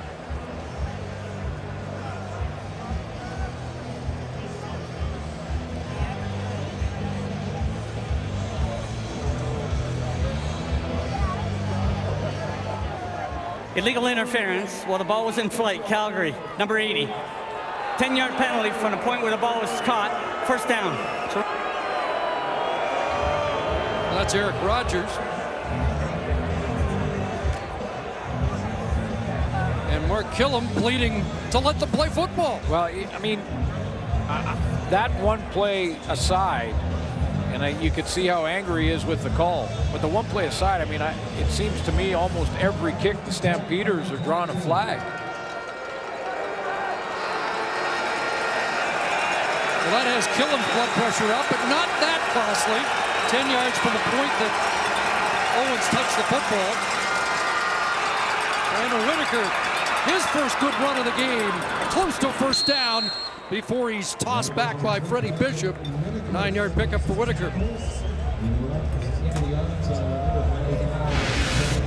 Started the game with a couple of 2-and-outs. In fact, both quarterbacks did, but Trevor Harris got on track with a 7-play, 78-yard drive. Got the Argos on the board. Nice throw there in the seam to Hazelton. And then a late touchdown to get to within 8. A big play by Torrey Gurley. Now the Argos have an injured offensive lineman, Wayne Smith. Jeff Keeping missing his 3rd game, expected to be ready for the next game. Argos will get 4 days off after this. Don't play again until the week after against the BC Lions. And Scott Milanovich expects his veteran center to be back for that game.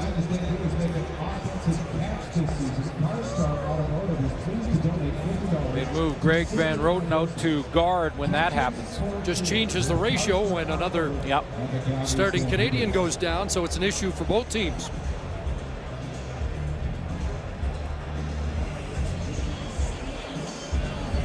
Wayne Smith, 11-year vet, gets attention, so we'll step aside here early 3rd quarter. For the Stamps. You ain't got no. And a shout out to the folks in Ottawa, because the food drive is there coming up this week. They've got a goal of 95,000 pounds. 2nd and short, then flags fly on both sides. Would be a first down for the Argos. And the injuries mount. Charbonneau Campo carted to the Calgary room. Wayne Smith did walk off under his own power for Toronto. Boy, that injury card Offside, here in Calgary. Calgary, number 55. 5-yard penalty, first down, Toronto. It's been as busy as quick six tonight. So an offside against the Stampeders is the 11th penalty against John Huffnagel's crew, and Uncharacteristic. is that ever? Really? I mean, you go back to last year, they were number 1 in the league, fewest penalties.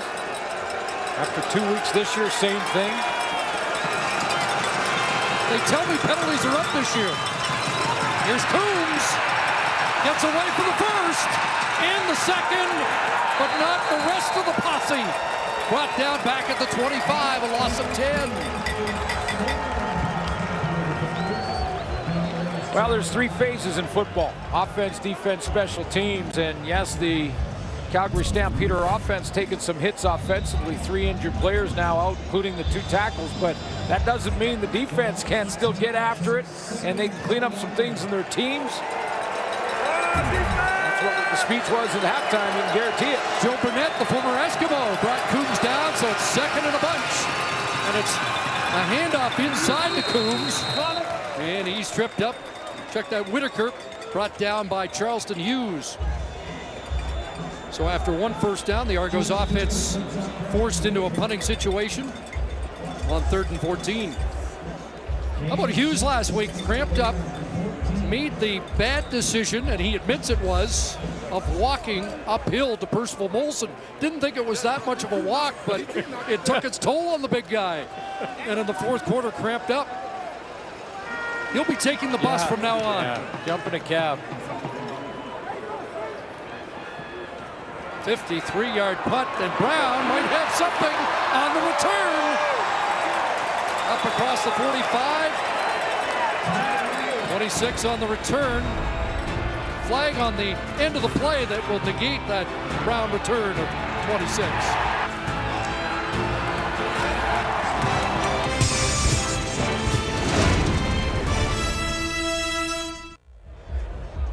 So with 2 offensive linemen out, you mentioned Dave Dickinson's playlist is different. What about Casey Crean on defense? How does he change it up? Well, few options. I mean, Casey Crean could send the house and see if the offensive line and running back can handle the blitz, but it also gives a pre-snap read if you do that to Bo Levi Mitchell.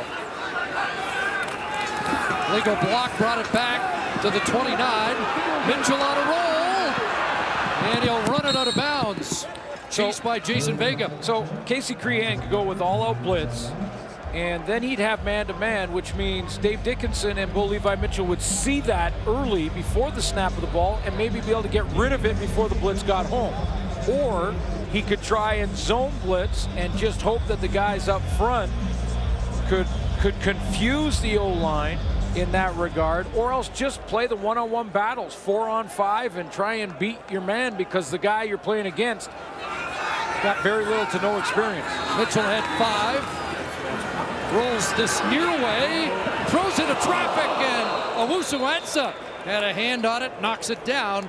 It's a 2-and-out. 2 players, same area. It looked like West and Fuller were very close, and a lot of double blue in the neighborhood. And about 4 defenders. Yeah, there was 4. And fortunate, it was not intercepted. Down that sideline, Joe West wide open. Yeah. That's what I'm talking about. Owusu-Ansah is going to make us learn how to say his name. He's getting involved tonight. Big boot by Maver, and it's A.J. Jefferson back. 61-yard boot. And the flags are still, so Rob Maver having himself a night. Trevor Harris trails by 8. See if he can get this Argos offense in comeback mode again.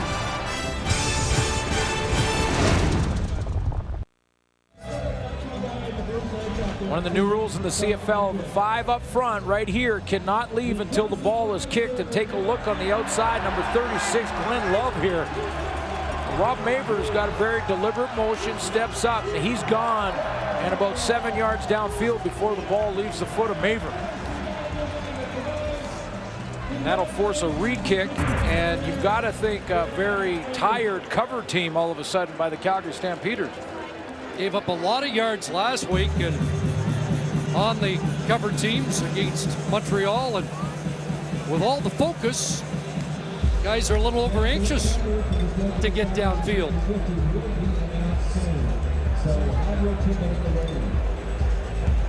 It feels even worse than that, doesn't it? Well, it seems like to me it's almost every special team for Calgary, and Levi Mitchell a couple times has crawled out of that bad field position. But A.J. Jefferson just needs 10 yards here and real good field position for Calgary. Jefferson out of Fresno State, where he was one of the top kick returners in NCAA football. We'll often see a starting corner returning, and he is stopped before he reaches the 50, so the downfield guys get it done anyway after a 44-yard punt.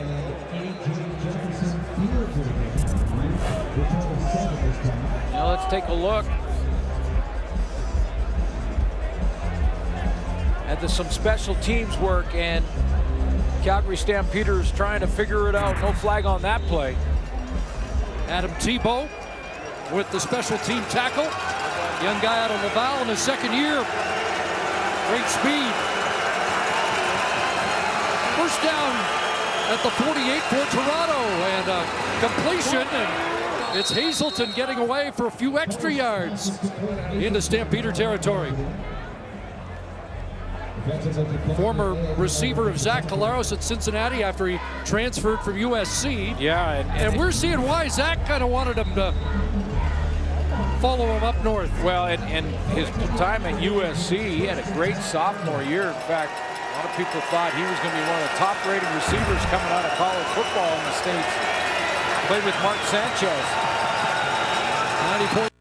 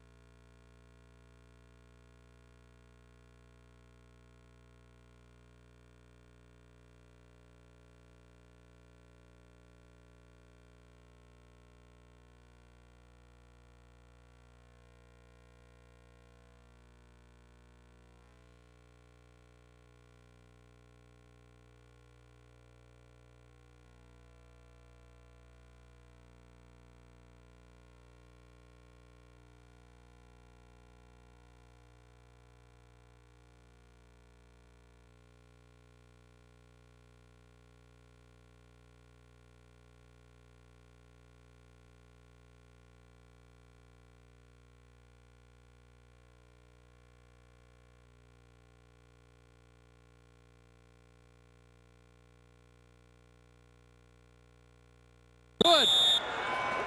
Impressive. The youngster replacing the injured Swayze Waters.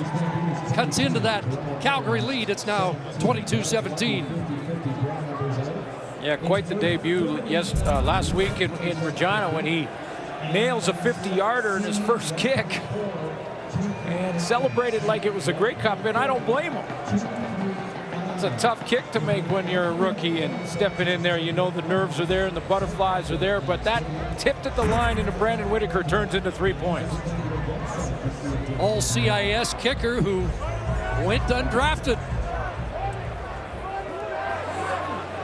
And won a kickoff for the job a couple of weeks back and has done well replacing Waters. Quick out into the hands of Fuller.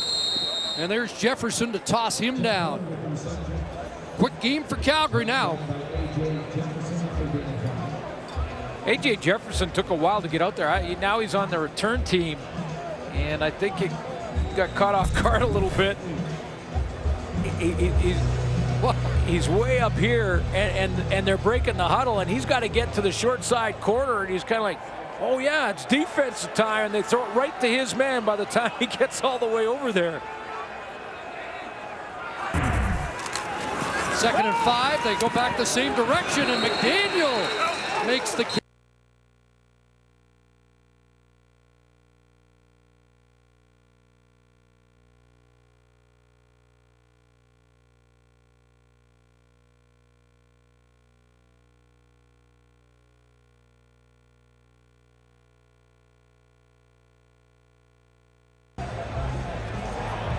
Is that lever too slow to get up? Major foul, unnecessary roughness. Toronto, number 90. 15 yards, automatic first down. Leon Lang.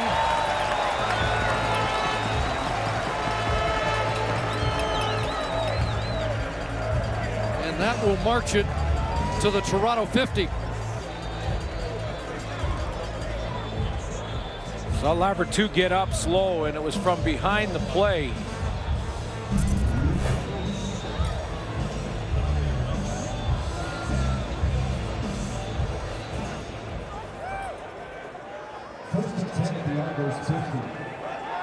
Not necessary from Cleon Lang. Not even close.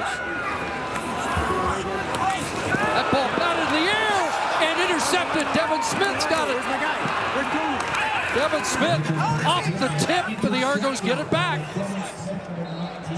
Second turnover of the game for Calgary. Both teams now have given it up twice. So the Argo bounce twice. I mean, they get the bounce, and it lands in the hands of Brandon Whitaker, and it sets up a three-pointer and a field goal for the Argos. And then when Bo Levi Mitchell gets one batted, it ends up in the Argos' hands as well. So both bounces going in favor of the Argos. But that created by Brandon Isaac to get up there, climb the ladder, and tip that up to his teammate. Defensive play made by 28, the veteran. 6'3" outside linebacker. Went up high to get a piece of that. Part of the 2012 Argo Grey Cup championship team that beat the Stampeders in the 100th Grey Cup. Under 4 to go here in the third quarter. Inside, Henry Josie led the NFL in preseason rushing with the Eagles last year, but was not kept around. Argo's really excited about his preseason, but added Whitaker in week 1, and he hasn't given Josie a chance to get his job back. Yeah, he ran a 4.43 at his draft combine, and poised to be a difference maker. Ends up in Toronto, and he's trying to get on the field and take Brandon Whitaker's spot. 3 carries, 12 yards, got 4, 2nd and 6. Argo's offside. Kevin Elliott well ahead of the snap. Offside, Toronto, number 13. 5-yard penalty remains, 2nd down. Just the 5th penalty of the game against Toronto.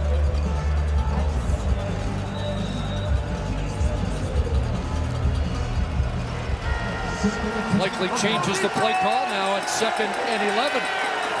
Despite the Argos' success on offense so far this season, they have not been particularly good on 2nd down conversions.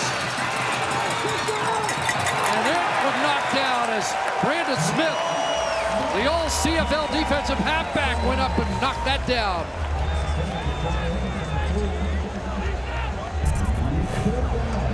Led the team last year in tackles, and he's a halfback, not a linebacker. And watch him get up and knock this out of the air. That's dropping right into the hands at first down territory plus. Trevor Harris thought he had a completion. Play by Brandon Smith. Mentioned that Isaac was 6'3". Brandon Smith's only 5'10", but got up there to make a key play.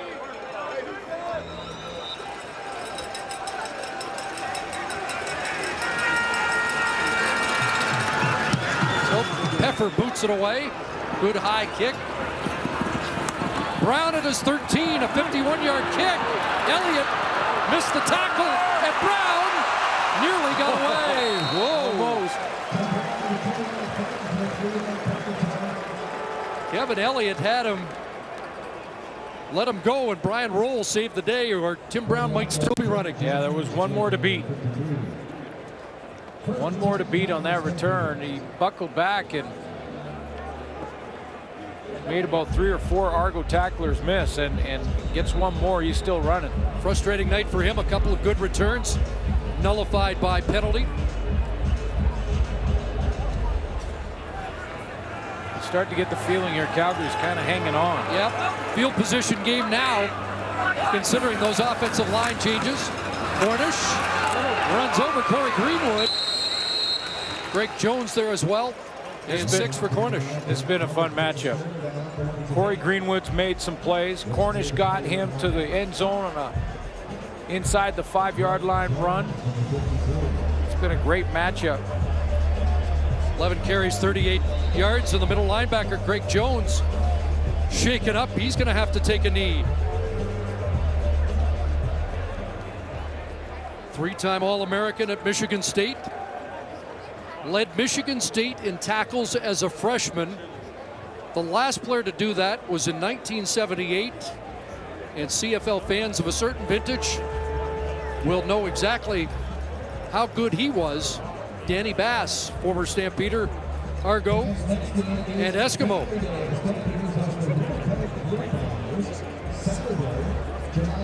Jones shaken up. Brian Roll will have to come in to take his spot.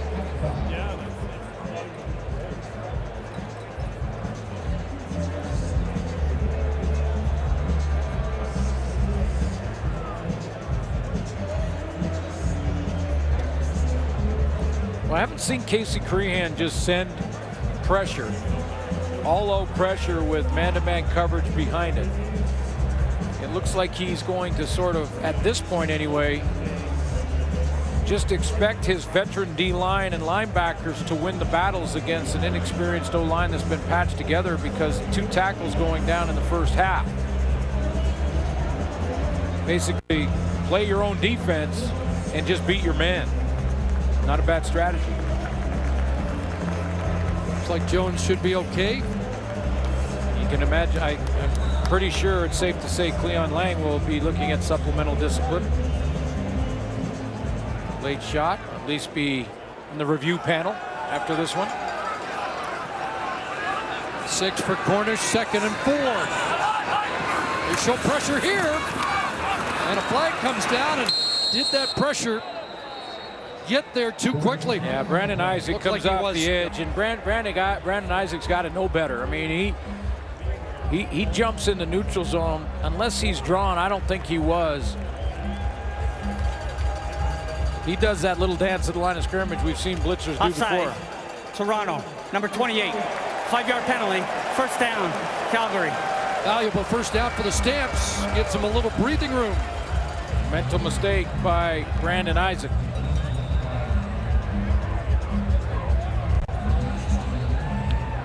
There wasn't much room in that pocket on that play. The Argos defense was coming off the field, it looked like. Fresh set of downs for Mitchell. Play action fake, takes a shot for Fuller.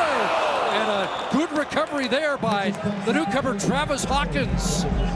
Out on Hawk Island, apparently the Argos say, and Hawkins makes the play. Well, you know, I think the difference here, when you go back to the touchdown by Fuller, it was a very similar play, and he tried to make the similar move to catch it over the defensive back, and Hawkins just catch it over his head. But Hawkins played the man this time, rather than try and play the football. They might go back there before this night's done. Hawkins 5'9", Fuller 6'4", 6'5". 2nd and 10. Underneath, pass caught. But there's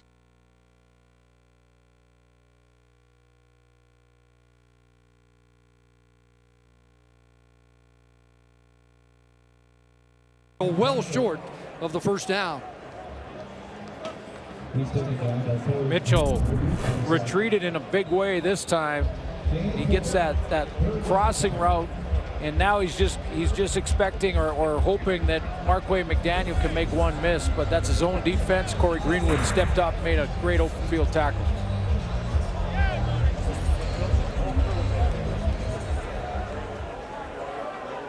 Chad Owens is deep as Maver gets set to punt again. With under a half minute left in the third quarter. Another beauty. 62-yard punt. Owens on the return, got outside, gets a block, and away he goes. Across midfield, and once again, it's Rob Maver who has to make a tackle, as he's done a couple of times this year, although there is a flag back at the Argo 27.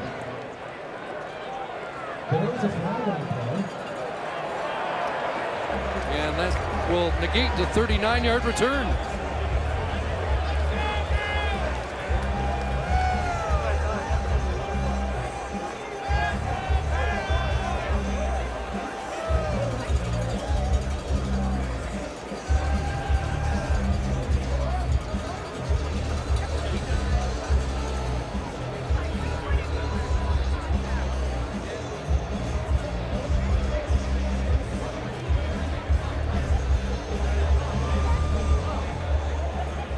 There's no infraction on the play.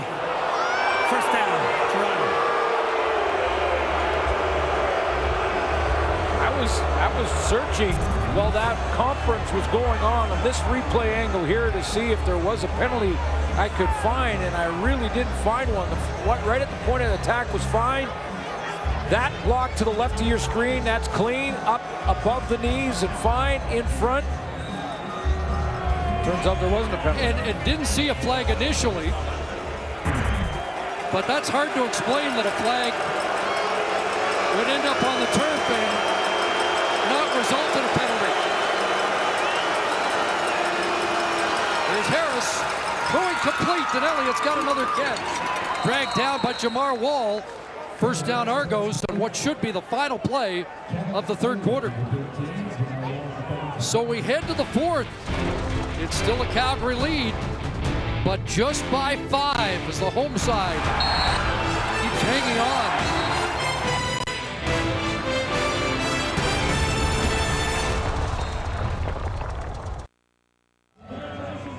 Take a look at the numbers through 3 quarters, and only 44 yards for Calgary in that third quarter without their 2 starting offensive tackles. Yeah. Dave Dickinson, the offense coordinator, clearly is going to the quick passing game, trying to get it out of the hands of Bo Levi Mitchell as quickly as possible and not put too much pressure on that O-line. But, man, when 2 tackles go down, it takes a lot of plays out of your playbook. This is what Schultze's been telling us year after year. The most important guys on the field are the tackles, but we are seeing the significance of losing 2 starting important members of the offense that don't get a lot of attention unless there's a sack for the defense. Yeah, it's true, and they are crucial, especially those tackles. And for a right-handed quarterback, you've heard it many times. There's been movies made about it.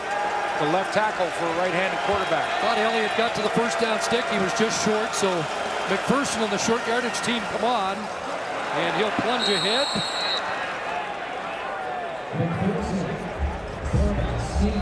flags. That Calgary lining up offside. Let's find out. Offside, Calgary, number 95. 5-yard penalty, first down, Toronto. Freddie Bishop offside. John Huffnagel's going to have to use the other side of the paper as he continues to monitor the infractions. 14th penalty against Calgary. You know what's interesting is that they've survived all these penalties, still have the lead in this football game. Get off the field right now. Inside the 40, and Argonauts are well outside. It looks like Kevin Elliott is getting frustrated that he knows the snap count and it's not getting out of there on time, because he was about 8 yards down offside. Toronto, number 13. 5-yard penalty, remains first down. I mean, look how far offside he is, and by his reaction, it would make me think that you know, look at his reaction there. He said, I knew the snap count. Why didn't you snap it? The 11 other guys were on a different snap count. Or maybe that's what happened. First and 15. Into the flat, Owens. And Keon Raymond on the seat again. Well, the defense trying to pick up the Calgary offense here, and the veteran Raymond comes up with another big play. It's an interesting play right now coming up on second and a bunch here. A great play by Keon Raymond. It's become commonplace for him to step up and make them. And this is another one. Trevor Harris, who has been so composed in his 2 starts this year, you want to force it here. He can get field goal range. Second and 22. Back at the 49 and out of field goal range. Underneath Whitaker. Can he make a man miss? Taken out by Mayo. That's what I mean about the decisions. I mean, a young guy, and I know Trevor Harris is 30 years old, but young and experienced, would want to force that and try and throw it for a first down. That would have meant he'd have to throw it over the 30-yard line going in. But that's managing the game. He gives Pepper a chance to come on. Exactly. Great decision. Throw it to the sideline. Get what you can. Don't force a turnover. Put your field goal team out there and close the gap if possible, if he makes it. Well, he hit from 48. The 50-yarder in Saskatchewan was a personal best. This from 45 out. And this one is through. And now they're within 2. So the rookie kicker gets the job done. 22-20 for the Stamps here in Calgary.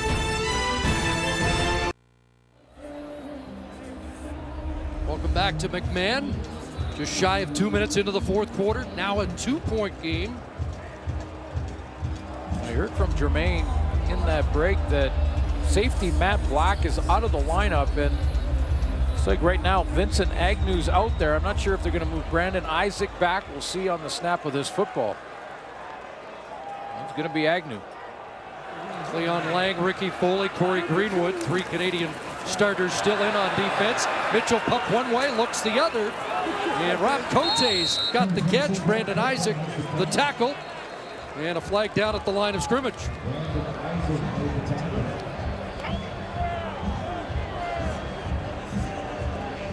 So many Canadians down in this game, and the ratio. Procedure, illegal formation, no end. Calgary, 5-yard penalty, remains first down.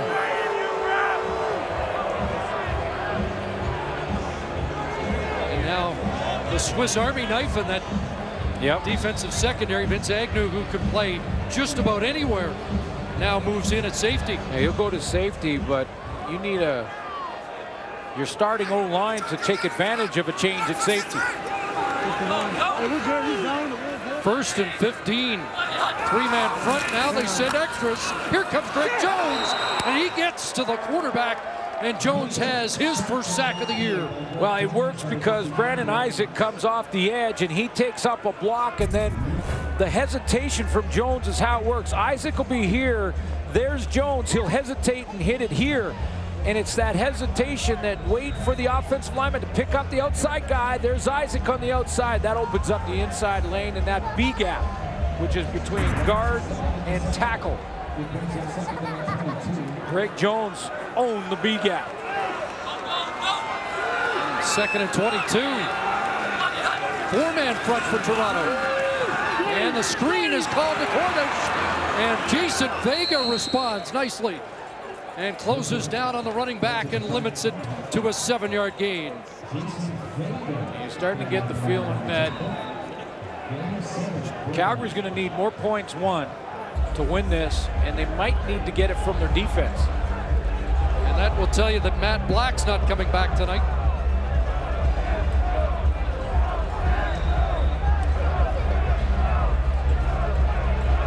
Again, the Stamps have not scored here in the second half. Argos have a pair of field goals and are a field goal away from taking the lead.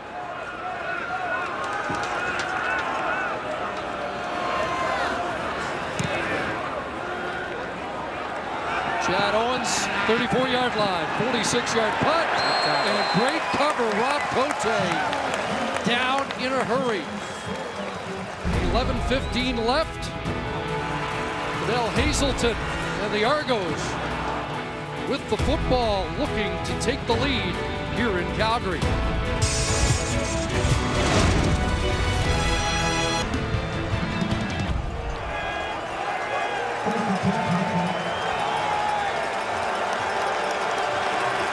Field position here in the second half.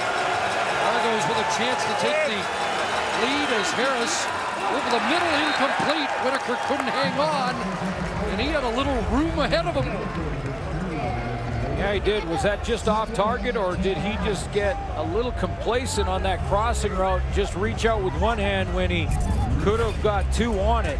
Coming from right to left. Play action to Chad Owens.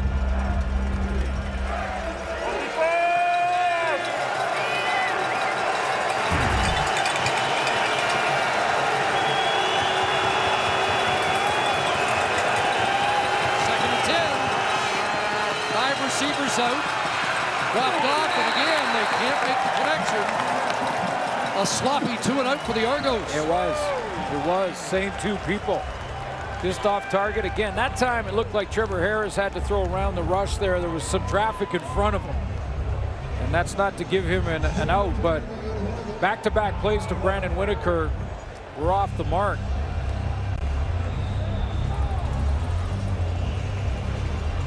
Been a rotation there. Whitaker's back and forth in the lineup with Josie. Henry Josie. 5th 2-and-out on the night for Toronto.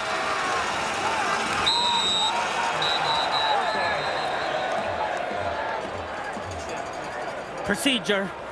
Toronto, number 40. 5-yard penalty, remains 3rd down. Okay, Tonye, and you've heard the grumbling. It seems we're at epidemic proportions. It is week 3. It's not early anymore, is it?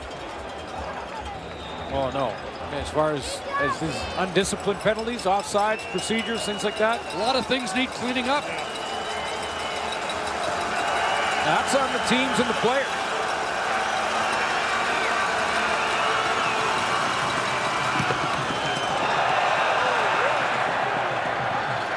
Pepper bounces that, and it bounces off Tim Brown. Decent Argo roll down around the 31-yard line. Beautiful sundown shot here along the Bow River.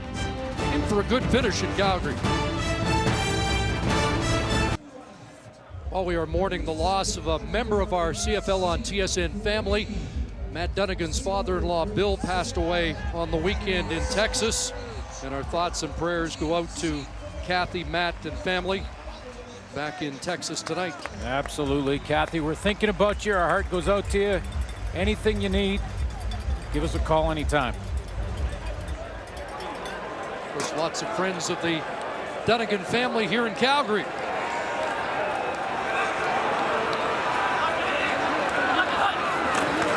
Under 10 minutes to go. Mitchell play action, looking for Rogers. and out at the Argo bench, incomplete.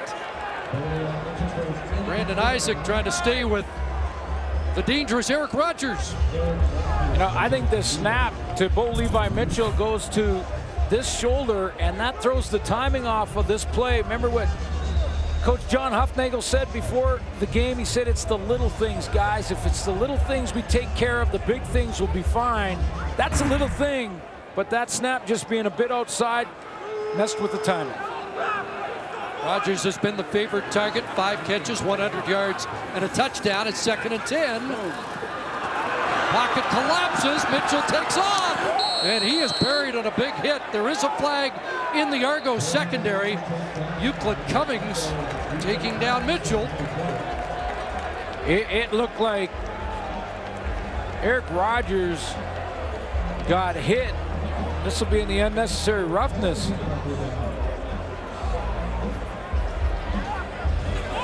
Illegal contact on a receiver. Toronto, number 30. 10-yard penalty, first down, Calgary. That, by the way, is the first illegal contact penalty against Toronto this year. Got a 5-yard zone from the line of scrimmage. The line of scrimmage is here, and then you go 5 yards to there. Anything beyond that, you can't touch the receiver when he makes a break on the in cut and then twist him around to the ground. Not much question. Here's Cornish. Left side. And Jones brings him down. Up at the 45-yard line. Close to 5 for Cornish. Ed Cornish ran all over the Argos here last year at McMahon, particularly the second half. 174 yards on only 11 carries in that game. 12 for 42 tonight. When he has his breakout games, they get up to around 200. 11 times over 150, including 4 last year. Into the flat, incomplete again. Intended for Rogers. We talk about illegal contact, though. Both these teams really good at it. That's the first for Toronto, and not a lot for Calgary either. In fact, when I talked to John Hufnagel before the season began about the illegal contact change, he said, you know, our defensive backs have been sort of taught the other way, and they play coverage styles that don't turn into these penalties. They only had 2 all of last year. 2 illegal contact. Now, I know the rule was different, but he didn't have a big concern with it. Thought it was the right thing to do and the right move for the league to make the change. Brampton native Rob Mavers had a good night. This not as good. That should be a 15-yard, no yards. Here comes the flag. Just a 37-yarder. He had averaged 51.5 yards a boot prior to that.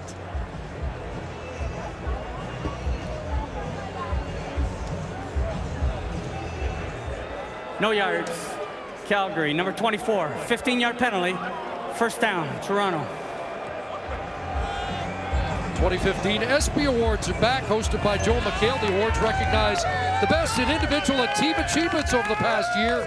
Catch it live Wednesday, 7 Eastern, 4 Pacific on TSN 1 and 3. Great crowd here, and it's good to see after the Stampede.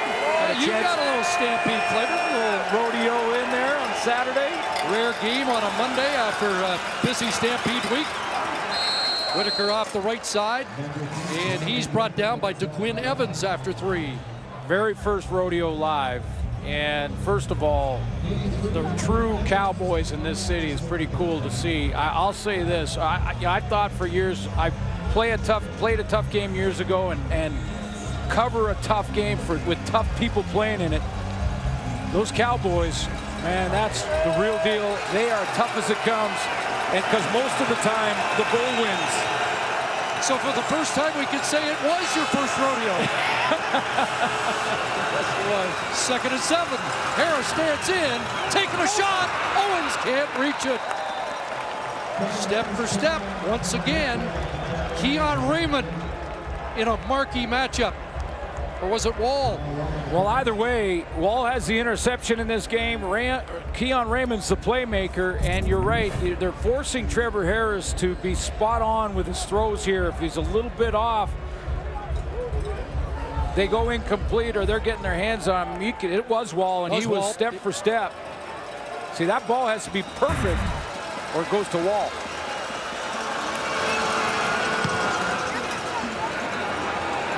Peffer, another good boot, and Brown's going to let it bounce in. And we got a player that's not aware of the rules, and he's from the U of T. Or he thought someone touched it, or he was onside. There's three scenarios. One, he thought someone touched it. Two, he was onside, or three, didn't know the rule. 74-yard kick. A kid from the U of T probably knows that rule, but it is his first rodeo, and maybe the excitement of the night got the best of him. No yards. Toronto. 15-yard penalty applied from the 10-yard line. First down on the 25.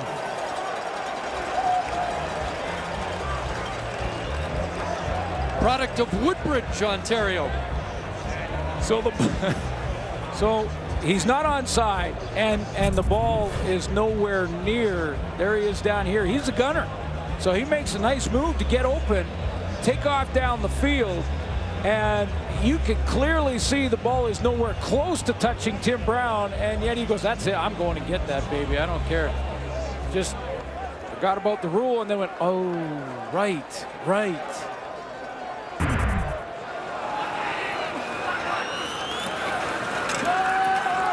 Here's Bo on a roll, and he gets it there. Timing perfect to Eric Rogers.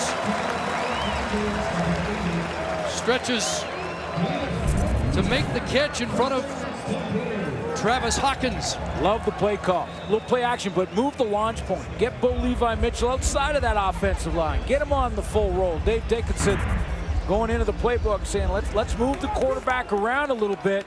Give our O-line a little bit of help. 6 catch, 114 on the night. The numbers for Rogers. Fake to Cornish. Underneath the sidearm to McDaniel. Hurdle one and then gets bounced out at the 50. Hawkins on him.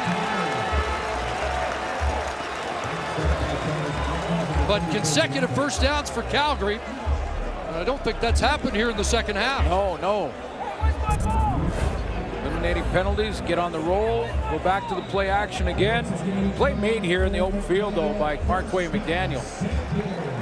So McDaniel has 7 catches on the night. First down up at the 51. Stamp starting to roll. Here comes pressure. And the pass caught. Anthony Parker into Argo territory and very close to another first down. Great adjustment by this offense now to try and get the ball out quick. Now we've seen 2 different style of plays. We've seen the roll, we've seen the quick hitter to Marquay McDaniel, and then that quick slant from Mitchell, again, taking pressure off the O-line. And sooner or later, Casey Crean may have to send more. Look at that linebacking core, maybe even from the secondary. Season high for Mitchell. Drew Tate in on short yardage. And that'll be a first down. And a better surge there by that makeshift offensive line. 272 for Bo is his most this season, and more yardage passing than in his 2 meetings against Toronto last year. I'll tell you, I know they haven't moved the ball until this drive in this second half, but they've only given up 1 sack, this makeshift offensive line, since the 2 tackles went down. Just the second trip into Argo territory here in the second half. Here's Cornish, right side, and he'll crash down to the 40. Good first down production again. John Cornish has 8. This is a monster drive for Calgary because A, it keeps Trevor Harris and the Argo offense on the bench. B, it takes time off the clock with this O-line that they're trying to patch together. They're in field goal range after the Cornish run. And John Cornish just passed Lavelle Coleman on the all-time Stamps running list, and he now is the number 4 rusher all-time in Stampeder history. 2nd and 2. Cornish again. First down. Down to the 35. Devin Smith, the tackle. But Calgary's offense finally energized, and John Cornish back in the game. And they just rotated, the Argos just rotate in new D lineman. There's, see John Cornish moving up the list. Lavelle Coleman. Cornish has already leapfrogged Willie Burton and Lavelle Coleman this season. Number 4 all time as we hit the 3-minute warning in Calgary. 3 minutes left at McMahon, a 2-point lead. Down to the wire. Stamp trying to avoid a 2-game losing streak. Argos trying to stay unbeaten. 1st and 10. Mitchell, Rogers. Oh, he just dropped it on a tough over-the-shoulder attempt. Boy, that was a tough one. That one had some heat on it, and it was over the outside shoulders. He was going to have to make a great adjustment, but the first priority for Rogers was to run it down. He had to dig to run it down, and then you could see it's over the opposite shoulder. That's a tough one.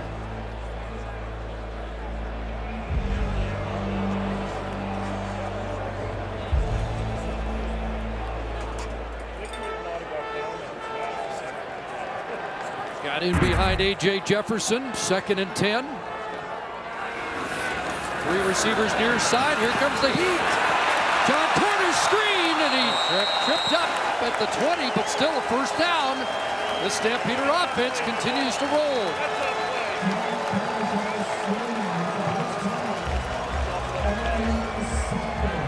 $14 for Cornish. Blitz coming from the secondary for the Argos, but look how far back they start from. There's just too far away, so the blitz is not effective. It gives Bo Levi Mitchell a chance to throw this screen underneath. Perfect call at the time. Like he tripped on his own.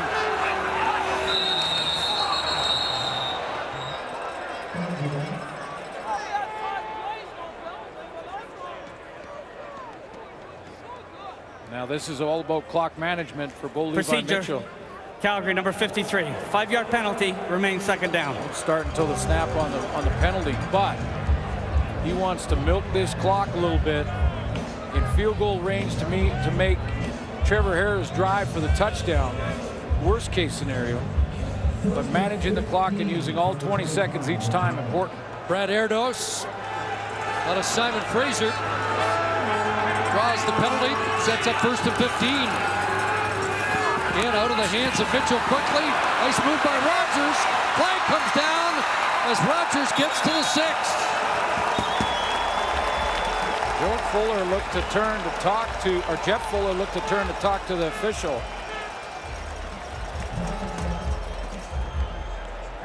Not again. 18th penalty. Dave Dickinson arguing that the block came after he had the ball. Illegal interference, blocking downfield prior to the pass. Number 3, Calgary. 10-yard penalty, remains 1st down.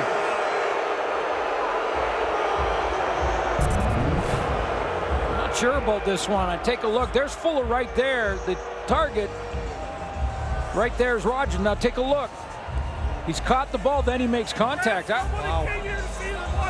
It was close. I think they missed that one, the officials.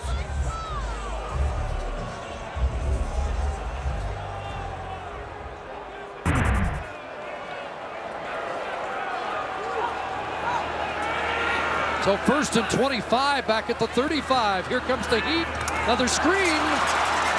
And Cornish stopped at the 29-yard line. Let's go back and take another look, because that looked like the timing was fine. That Eric Rogers had the ball in his hands right now. Timeout. And Toronto. then the contact on the receiver. That's a miss.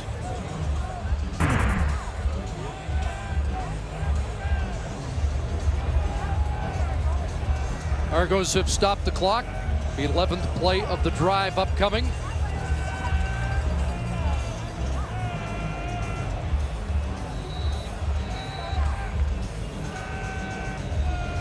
And after sputtering throughout this second half, Bo Levi Mitchell has put together close to a 5-minute drive. with an offensive line that has not practiced together at all this year. No. Got 2 of the backups in, 1 from the defensive line. Hats off to Quinn Smith, 68, who was tutored by Brian Chu at Concordia, so he must know a thing about. Well, played both ways there. Blocking up front. Underneath again, and not going to get to the first down stick. The stop made by Hawkins. First catch of the night for Joe West. And now Rennie Paredes will come in to try and make it a 5-point lead. So, full Levi Mitchell over 300 on the night.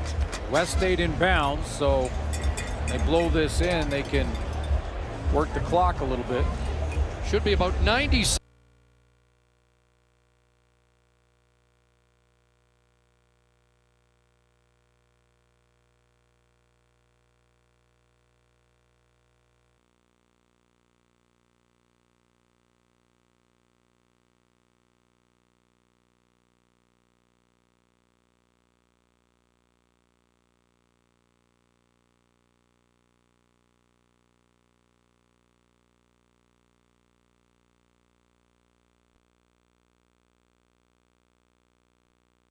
Work the clock a little bit.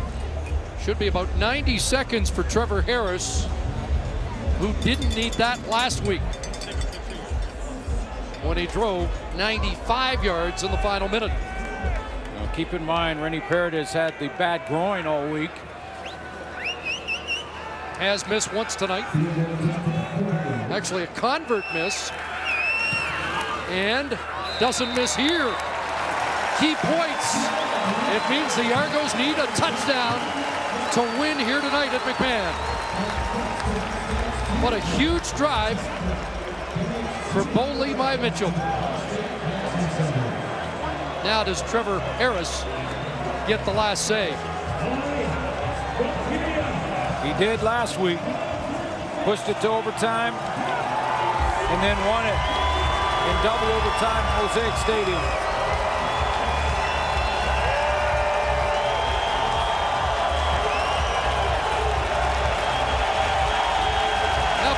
Mitchell leads the cheering on.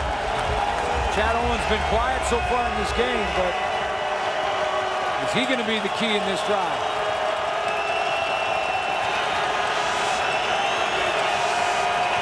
$75 yards away.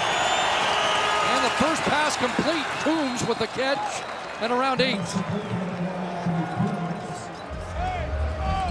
Chad Owens immediately signaling to Scott Milenovich how far away they were to help him with the play call.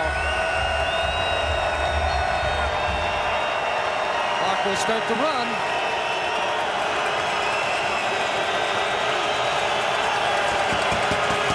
Really quick hitter, and Owens gets, or doesn't get the first down. They're ruling incomplete, and now it comes down to this play. 3rd and 2. And a tough night for Chad Owens continues.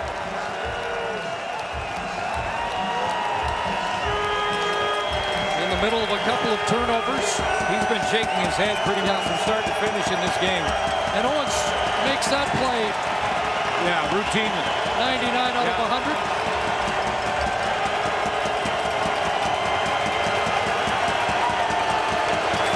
Full volume here. 3rd and almost 3. Harris over the middle. Caught by Hazelton. That should be a first down. Just. Deron Mayo the hit, but forward progress was across the 45. Just. That first down marker on the 45. And it just gets there. The hit immediately on Hazelton. And his both feet were across the line. 6 catch, 97 for Hazelton. First down. Harris in trouble. Gets it away. Hazelton, and it sails 5 yards beyond him.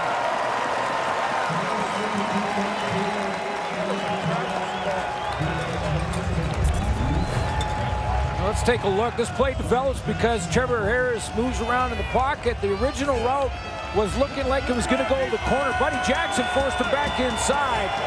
And an overthrow from Trevor Harris. A little push off from Hazelton. 2nd and 10.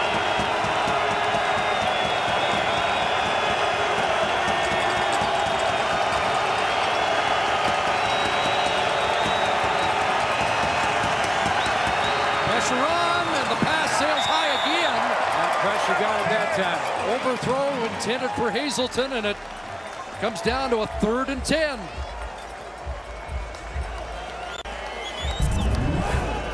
Pressure gets there this time. Brandon Boudreau. Good push. Forces the bad throw from Trevor Harris.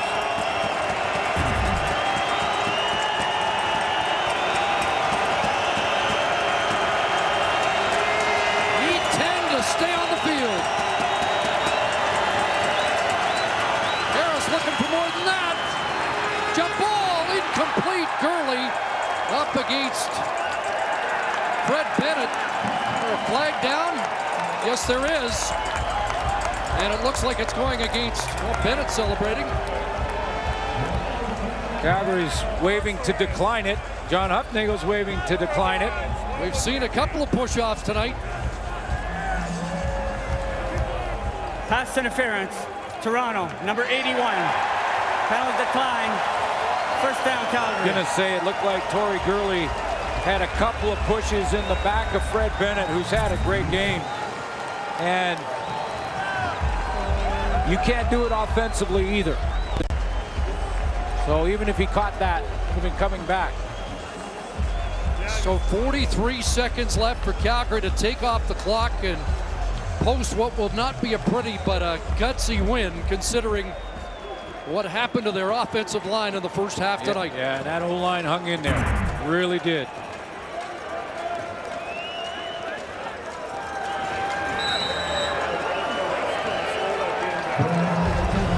It's time for the Nissan Titan Player of the Game, brought to you by Nissan, official vehicle of the Canadian Football League. You know, there are just moments in the game when Bo Levi Mitchell showed that leadership.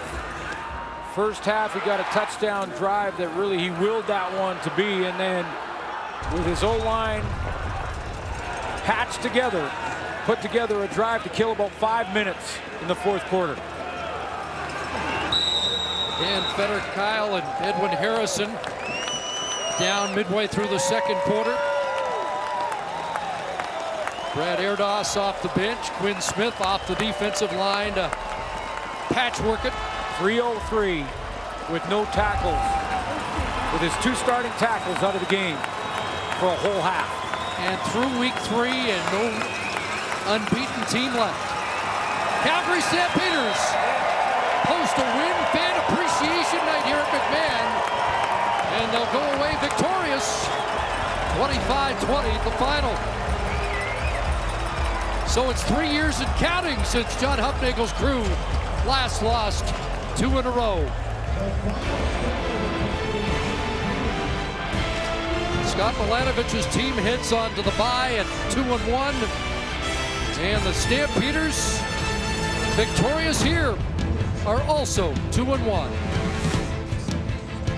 So Long from McMahon Sports Center is next.